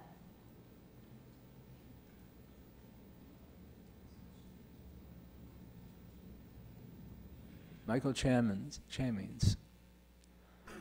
if you would answer that question. Sure. It kind of doesn't tie into this specific ordinance change. That's when we worked on it before to allow that into the zone as an accessory business. So that's gone through the process already. The process we're going through now isn't tied into that project at all. Thank you. So that has already and what is the zoning at Lost Valley? Get the whole planning department up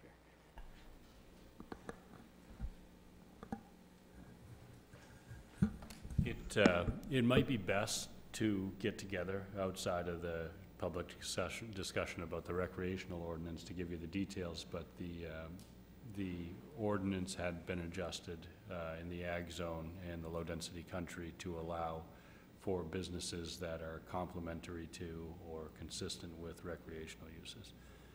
So that snowcat business, as you referred to it, will be going to planning board under the existing ordinance. Is not tied to this recreational ordinance. Okay, so I can talk to you about that at some other point? Absolutely. We can Okay. give you all the details. Okay, but I do still question considerable development around Lost Valley. First of all, I don't You see speak into that- the mic, please.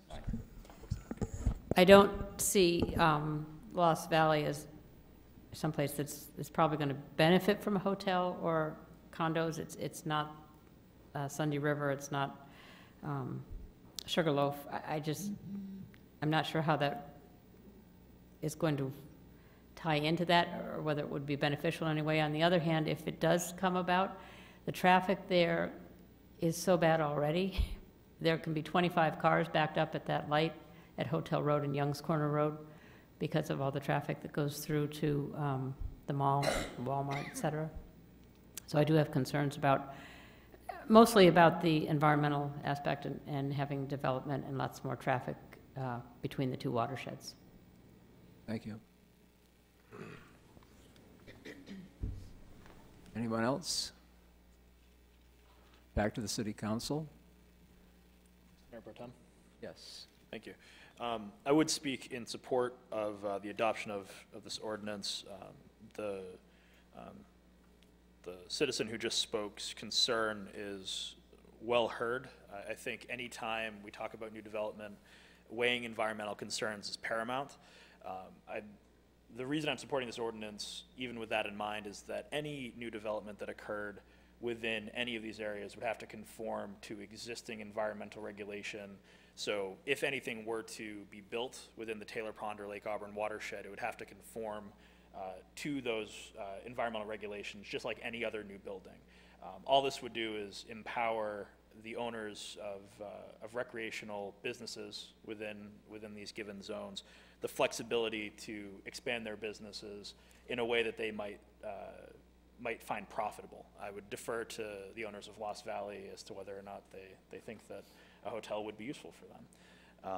But any new development under this ordinance would have to fall under the same guidelines that we already have. We're not talking about loosening any sort of environmental regulation, and I wouldn't support doing so because that area is incredibly ecologically important to our city. But I think this ordinance will help to increase our business tourism and also help to maintain the viability of our recreational facilities here within the city limits, and that's why it has my support today.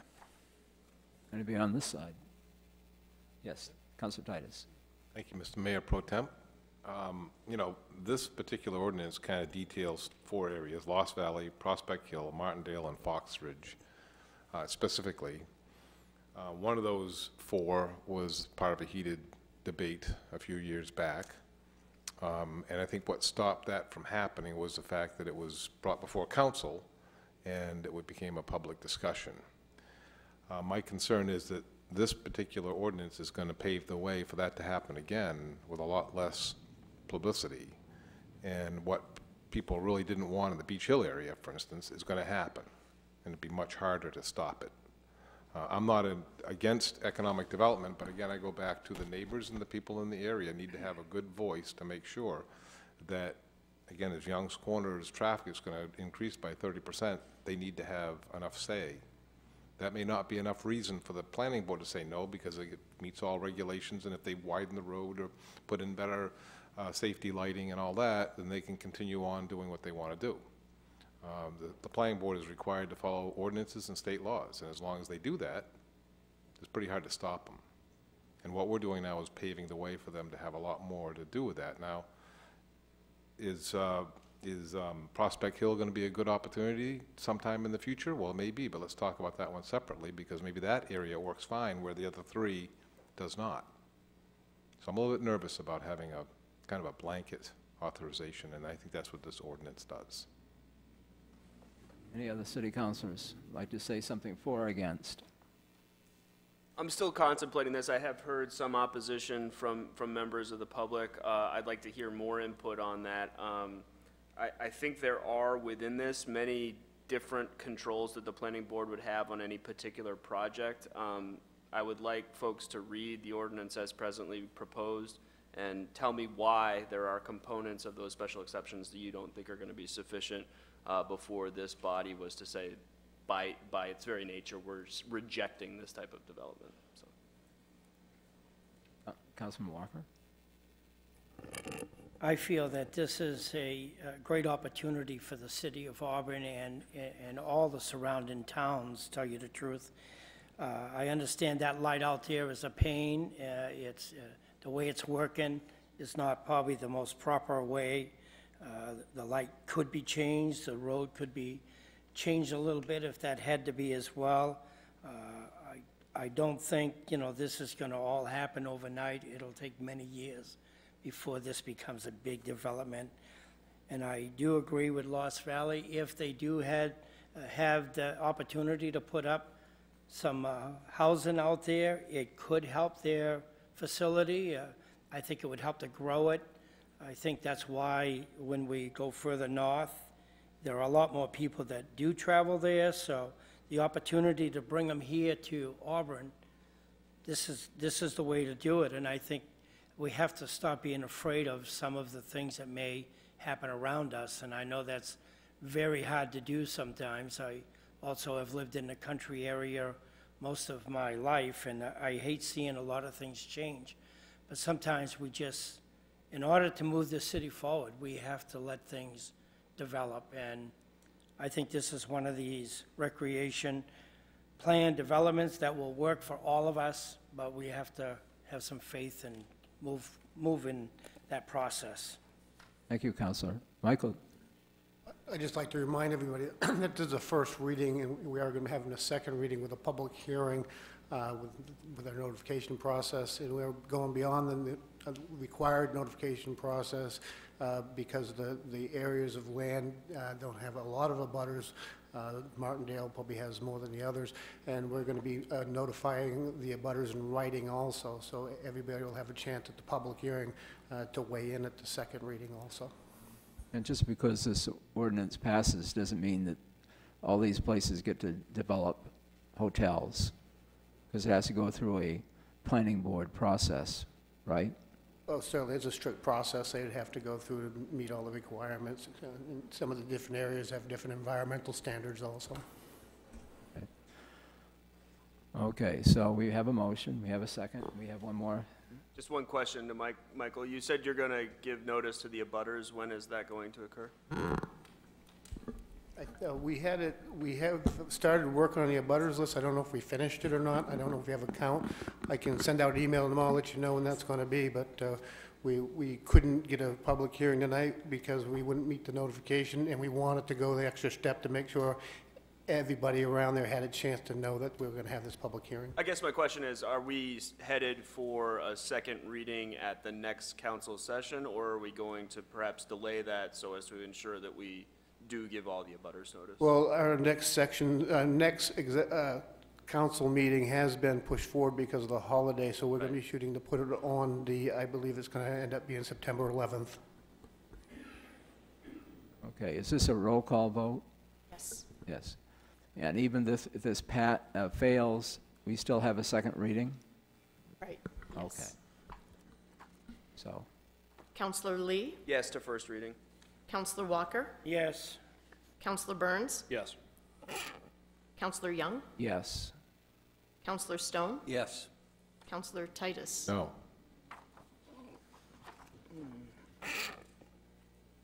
Thank you.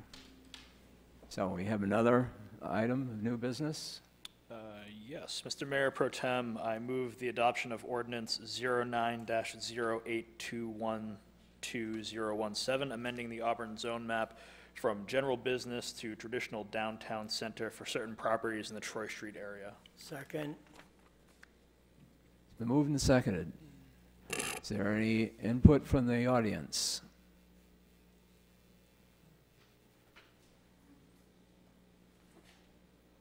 Okay, come back to the council. Discussion?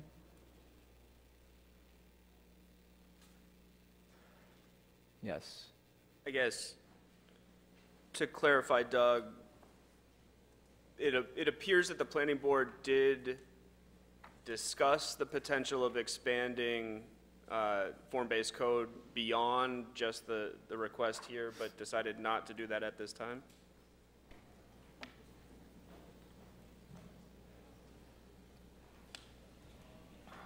As you recall, we kind of switched the order a little bit, and we went to a workshop before you on a Monday. The next night, the planning board did approve it, the proposed zone change unanimously to send a recommendation to you. We did briefly, the planning board did discuss some expansion possibilities, but that's not on their work plan right now. It's something that they would take up in the future, but nothing right now. Any other questions, comments? I guess, as a follow-up to that, again, I'll express my support for this expansion of the form-based code, but I think it would be incredibly valuable for us to have a more fulsome discussion of expansion of form-based code, just beyond what we're doing here. The planning board's excited about doing that too. Councilor Burns. I would just concur with Councilor Lee's points, both in support of moving this ordinance forward, but also having a more robust discussion about how we can more fully utilize form-based code for the rest of our downtown, and continue to examine the ways in which we can make that area of the city more vibrant. Councilman Walker? I'm fine with it. Okay. Councilor Stone? What do we, I'm sorry. Troy Street. Pardon? Any comments on the Troy Street rezoning? Oh, no. Councilor Titus? No, I mean, I'm glad to see that it was scaled back a little bit, and we can look at going further down the road as it makes sense. So I agree with it the way it's written right now. Okay, are you ready to vote? Roll call? Counselor Lee? Yes. Counselor Walker? Yes. Counselor Burns? Yes. Counselor Young? Yes. Counselor Stone? Yes. Counselor Titus? Yes. Okay. Skip over the mayor's report. Hopefully it's in writing. City councilors, starting with Councilor Stone. I have no report. Councilor Titus. No report for me. I'll report, my report, we did have our open house and Work Before You Play at the Night House, and I took some photos and made a slideshow, and I sent a link to the Facebook page of the city. Maybe they'll use it or not. It's a YouTube video, and put it to music. The kids had a lot of fun. Some of the adults, which were kids at heart, had a lot of fun, and it was very busy on the balloon festival. I don't know if there was many balloons launched, but some people came our way. Councilor Lee? Two things I want to report on. The first was today, I wanted to thank Mamie and the Auburn Public Library for a really awesome eclipse event that we got to go to. Thankfully, my wife and I were able to procure some eclipse glasses from Mamie at another event at the National Night Out, and so we were able to use those and pass them around to folks who weren't able to get them. And it was a great event and a great time out there. I was really glad to see people of all ages out there. The second was I was able to participate in the Androscoggin Land Trust cleaning up of the Androscoggin River. It was an eye-opening event in several regards.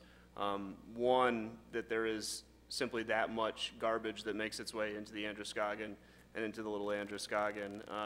And two, just how little of a dent we make by doing those sorts of cleanups, and I wish we did them more frequently. But I wanted to thank the Androscoggin Land Trust and everybody who showed up for that. It was a great event. Councilman Walker? Thank you. Thank you, Mr. Mayor Pro Tem. Do want to report that the EL Building Committee met, I want to say, last week. And in that meeting, which was attended by both myself and Manager Creighton, the crux of the discussion was around the upcoming public forum that will be held this Wednesday at the current Edward Little building in the gymnasium at 6 o'clock. We discussed at the committee meeting basically the layout of that public forum and working with the architects to make sure that the information that was being presented was clear and accessible for the folks who show up to that. If anyone in the public is interested in learning more about what is happening with both the site selection for the new EL and also just kind of what the process for the new school looks like, I would encourage folks to go to that public forum. Again, it's this Wednesday at 6 o'clock at the gymnasium at Edward Little High School. And it should be a great opportunity to meet with the architects, start to kind of see where we're at in the process. There should be opportunities to sign up for an email list to learn more as notifications are made throughout the process, as well as signing up for interest in any of the subcommittees that are being created by the building committee. So if you have any sort of interest in being involved as a member of the public in this process of what the new school will look like for us here in Auburn, I would encourage you to go to that meeting. Thank you. Oh, and sorry, also the appointment committee met this afternoon and worked through another set of applications for our agencies, boards, and commissions.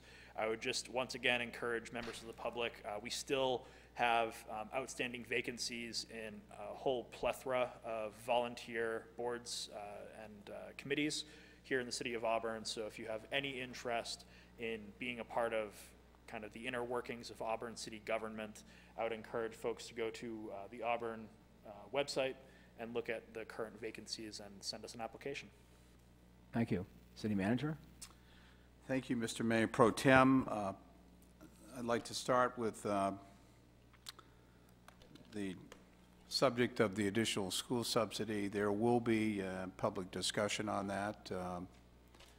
I anticipate it'll occur at the next council meeting, September 11th. I think that's an important topic that does need to be discussed.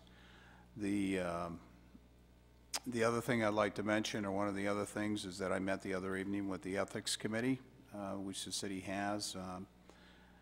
At this point in time, it appears that there aren't very many communities or municipalities or counties in the state that have ethics committees. And I had a very interesting discussion with the Ethics Committee. They'd like to come before the council at some point, talk about what they're doing. And I told them that I would work with them to do that. Just a reminder that there is going to be a city council work session on September 13th from 5:30 to 8:30 to work on developing an annual work plan for the city for the coming year.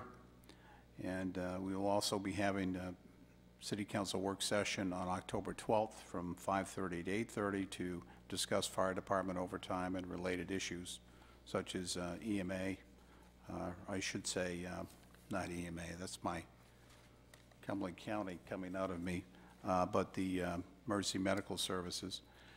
And the other item I want to mention is the City of Auburn Recreation Department has provided a report on the Summer Festival, which I had the opportunity to see, and the festival was a huge success. There were 7 major events over a 3-day span.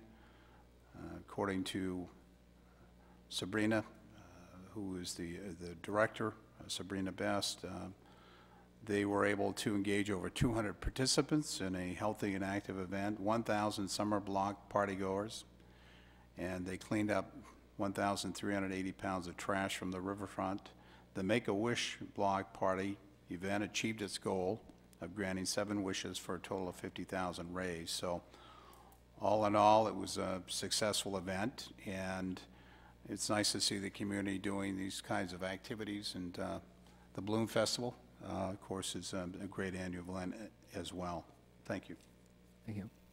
Jill Eastman, Financial Report.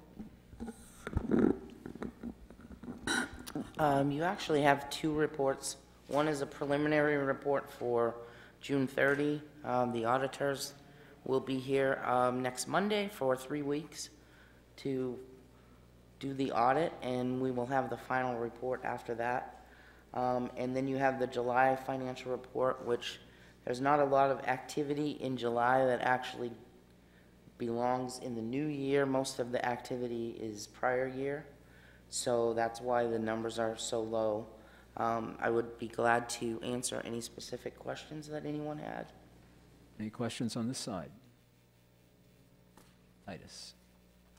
Yeah, I got a couple. One of them was, I'm looking through specifically the EMS and the write-offs that we were supposed to be doing, and I still see that we're still showing a significant money in over 120 days old and aging. How are we progressing with the write-offs, and have we written off any lately, or are we We're going? writing them off every month. We've been writing about $40,000 off every month. But now, wouldn't we want to take that large number that we've got towards the end, that's $500,000, I think I saw it, that's way old? Wouldn't we be wanting to get more aggressive? We haven't done any writing off, so. We've Because we're going to keep adding to that 40,000, so. written off about $120,000. Okay, and there's a place on the statement where we can see where that write-off is, or as far as entry somewhere? It's on your report. There's a column that says write-offs each month. And it's in the, it says It's someplace. on the summary report for EMS, the special EMS reports. This report here.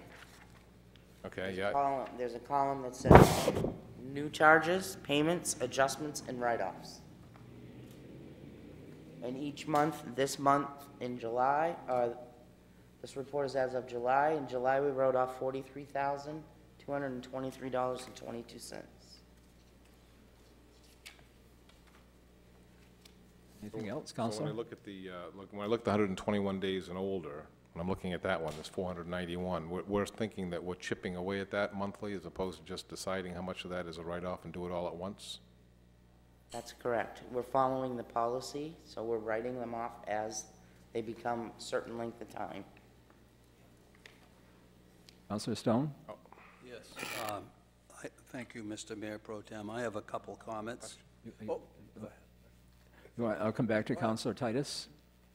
No, I just also wanted to ask about, as it relates to EMS too, the transport budget for last year was 1.25 million for 2017 budget. For revenue. Well, that was the EMS expenses. No, that was revenue. That was revenue? What was I looking at the EMS expenses then?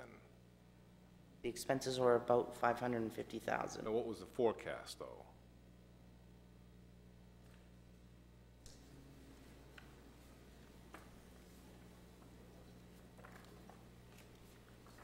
EMS transport budgeted for 2017 was 1.2 million. That's revenue. 26, that's revenue? Revenue. That's revenue. Okay, charge for services, that's right. So what is the, The expenditure budget was $590,000. now what is the forecast for this year? I know that we made a resolve before our budget that all of the new hires that we had were going to go into that account. The three new hires would go against the EMS transport expenses. Let's see here. $708,000 this year for expenditures and $1,250,000 for revenue. So the forecast is 700 and, that's the budget? That's the budget. That That is just, includes the 3 new people. okay. Thank you. Now, are you done, Counselor, for now? Yeah, I'm done. Okay, I don't want to cut you off.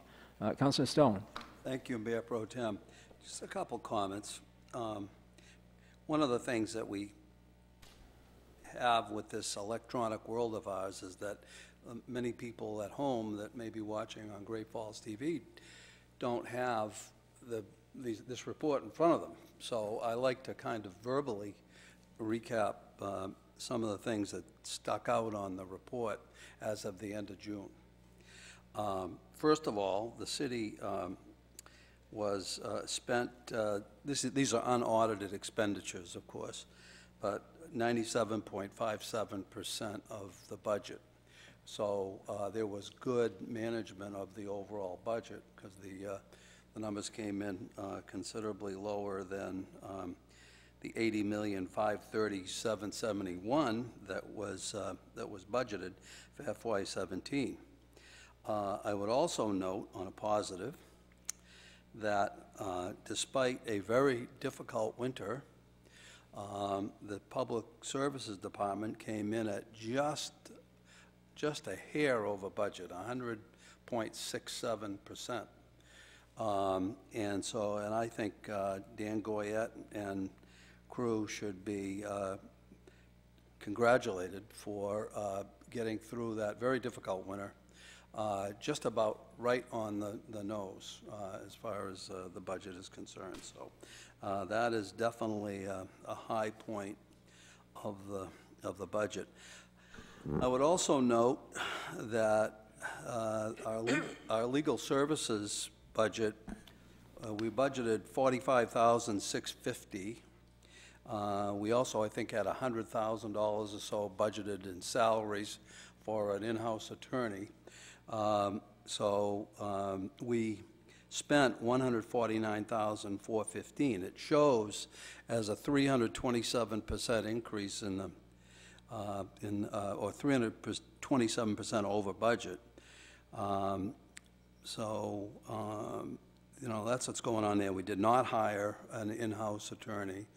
We contracted with an outside firm, and we ended up being just a little over total budget between the legal services fees and what we paid for the contracted attorney. I would also note that we budgeted $171,000 for health and social services. We spent $248,300, or 144% of budget on health and human services. Now, as I understand it, we had a significant uptick in the number of asylum seekers coming into Auburn. I think there was a couple of years ago, 10 a year ago, and last time I looked, it was there was about 55 or so families that have moved into Auburn that were in need of local assistance. So, you know, we were quite a bit over budget in the health and social services area. So overall, the overall budget was managed under the budget. There were some areas where we definitely have some problems, and there were some real bright spots, particularly the Public Services Department, which is the subject of a lot of chatter during the winter in this area, in this city. So I just wanted to make those comments. Thank you very much. Thank you, Councilor Stone. Anybody on this side, any questions? Okay, do we have a motion that our report is approved? Motion to accept the report. Second. Moved and seconded. All those in favor?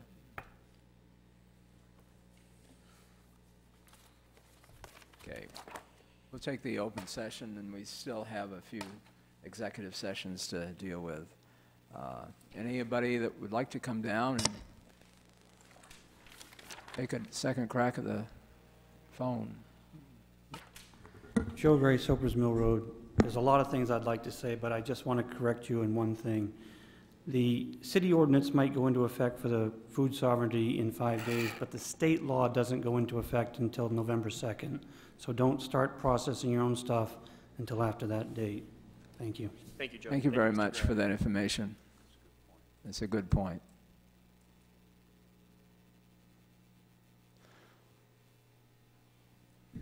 Dan Herrick Road. This is a pretty minute thing, but back when I was a councilor, it came up a couple of times. They put a new crosswalk, beep, beep, beep, down by Maine Family. If I hadn't got stopped by at least a dozen and called by half a dozen people, and what the hell that is, it's so loud that people can't even fuel up and think straight. It needs to be toned down, and There was a couple of them up on Center Street back when I was a counselor that we had to tone down because they were, I mean, they're so annoying. Even the people inside the store running the cash register, that's all they hear all day long is that beeping noise for that crosswalk for the deaf. So if we could just get that tweaked a little bit, tone it down just a hair so that Danville doesn't hear it, then we'll be all set. Thank you very much. Can you check into that? Yes. If they're hearing it in Danville, we'll definitely hear about it. Okay, close the open session. And we still have a few executive sessions to, two. So can we have a motion on the first one? Could we clarify which executive session? City manager, can you help? Real estate matter. Mr. Mayor Pro Tem, I move that we enter executive session regarding a real estate matter pursuant to 1 MRS 4056C. Second. Moved and seconded. All those in favor? We'll be in executive session.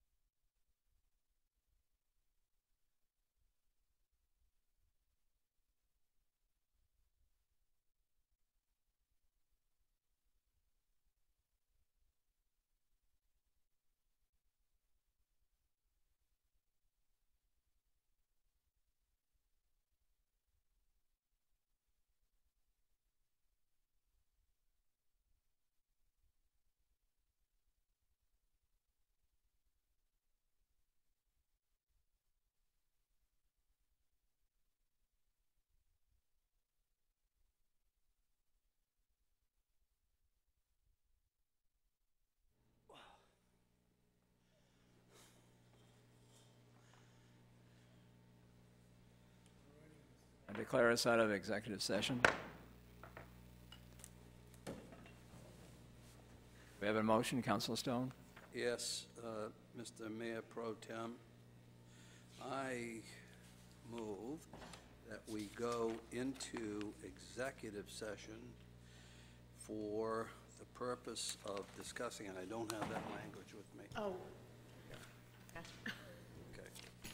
For the purpose of discussing a personnel matter pursuant to 1 MRSA, Section 405, subsection 6, subsection A. Second. Moved and seconded. All those in favor? Okay. You know who's out of the room.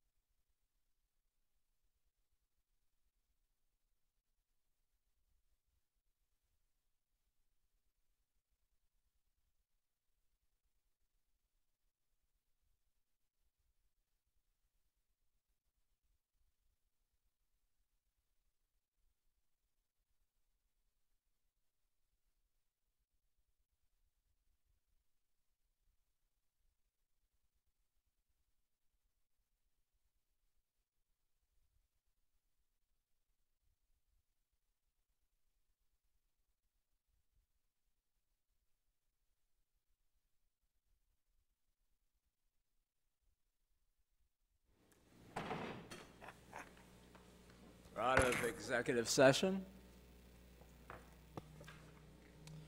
We have a motion to adjourn. So moved. Second. All those in favor? 4 votes for adjournment. Do I get a vote? And Counselor Titus and Counselor Stone out of the room.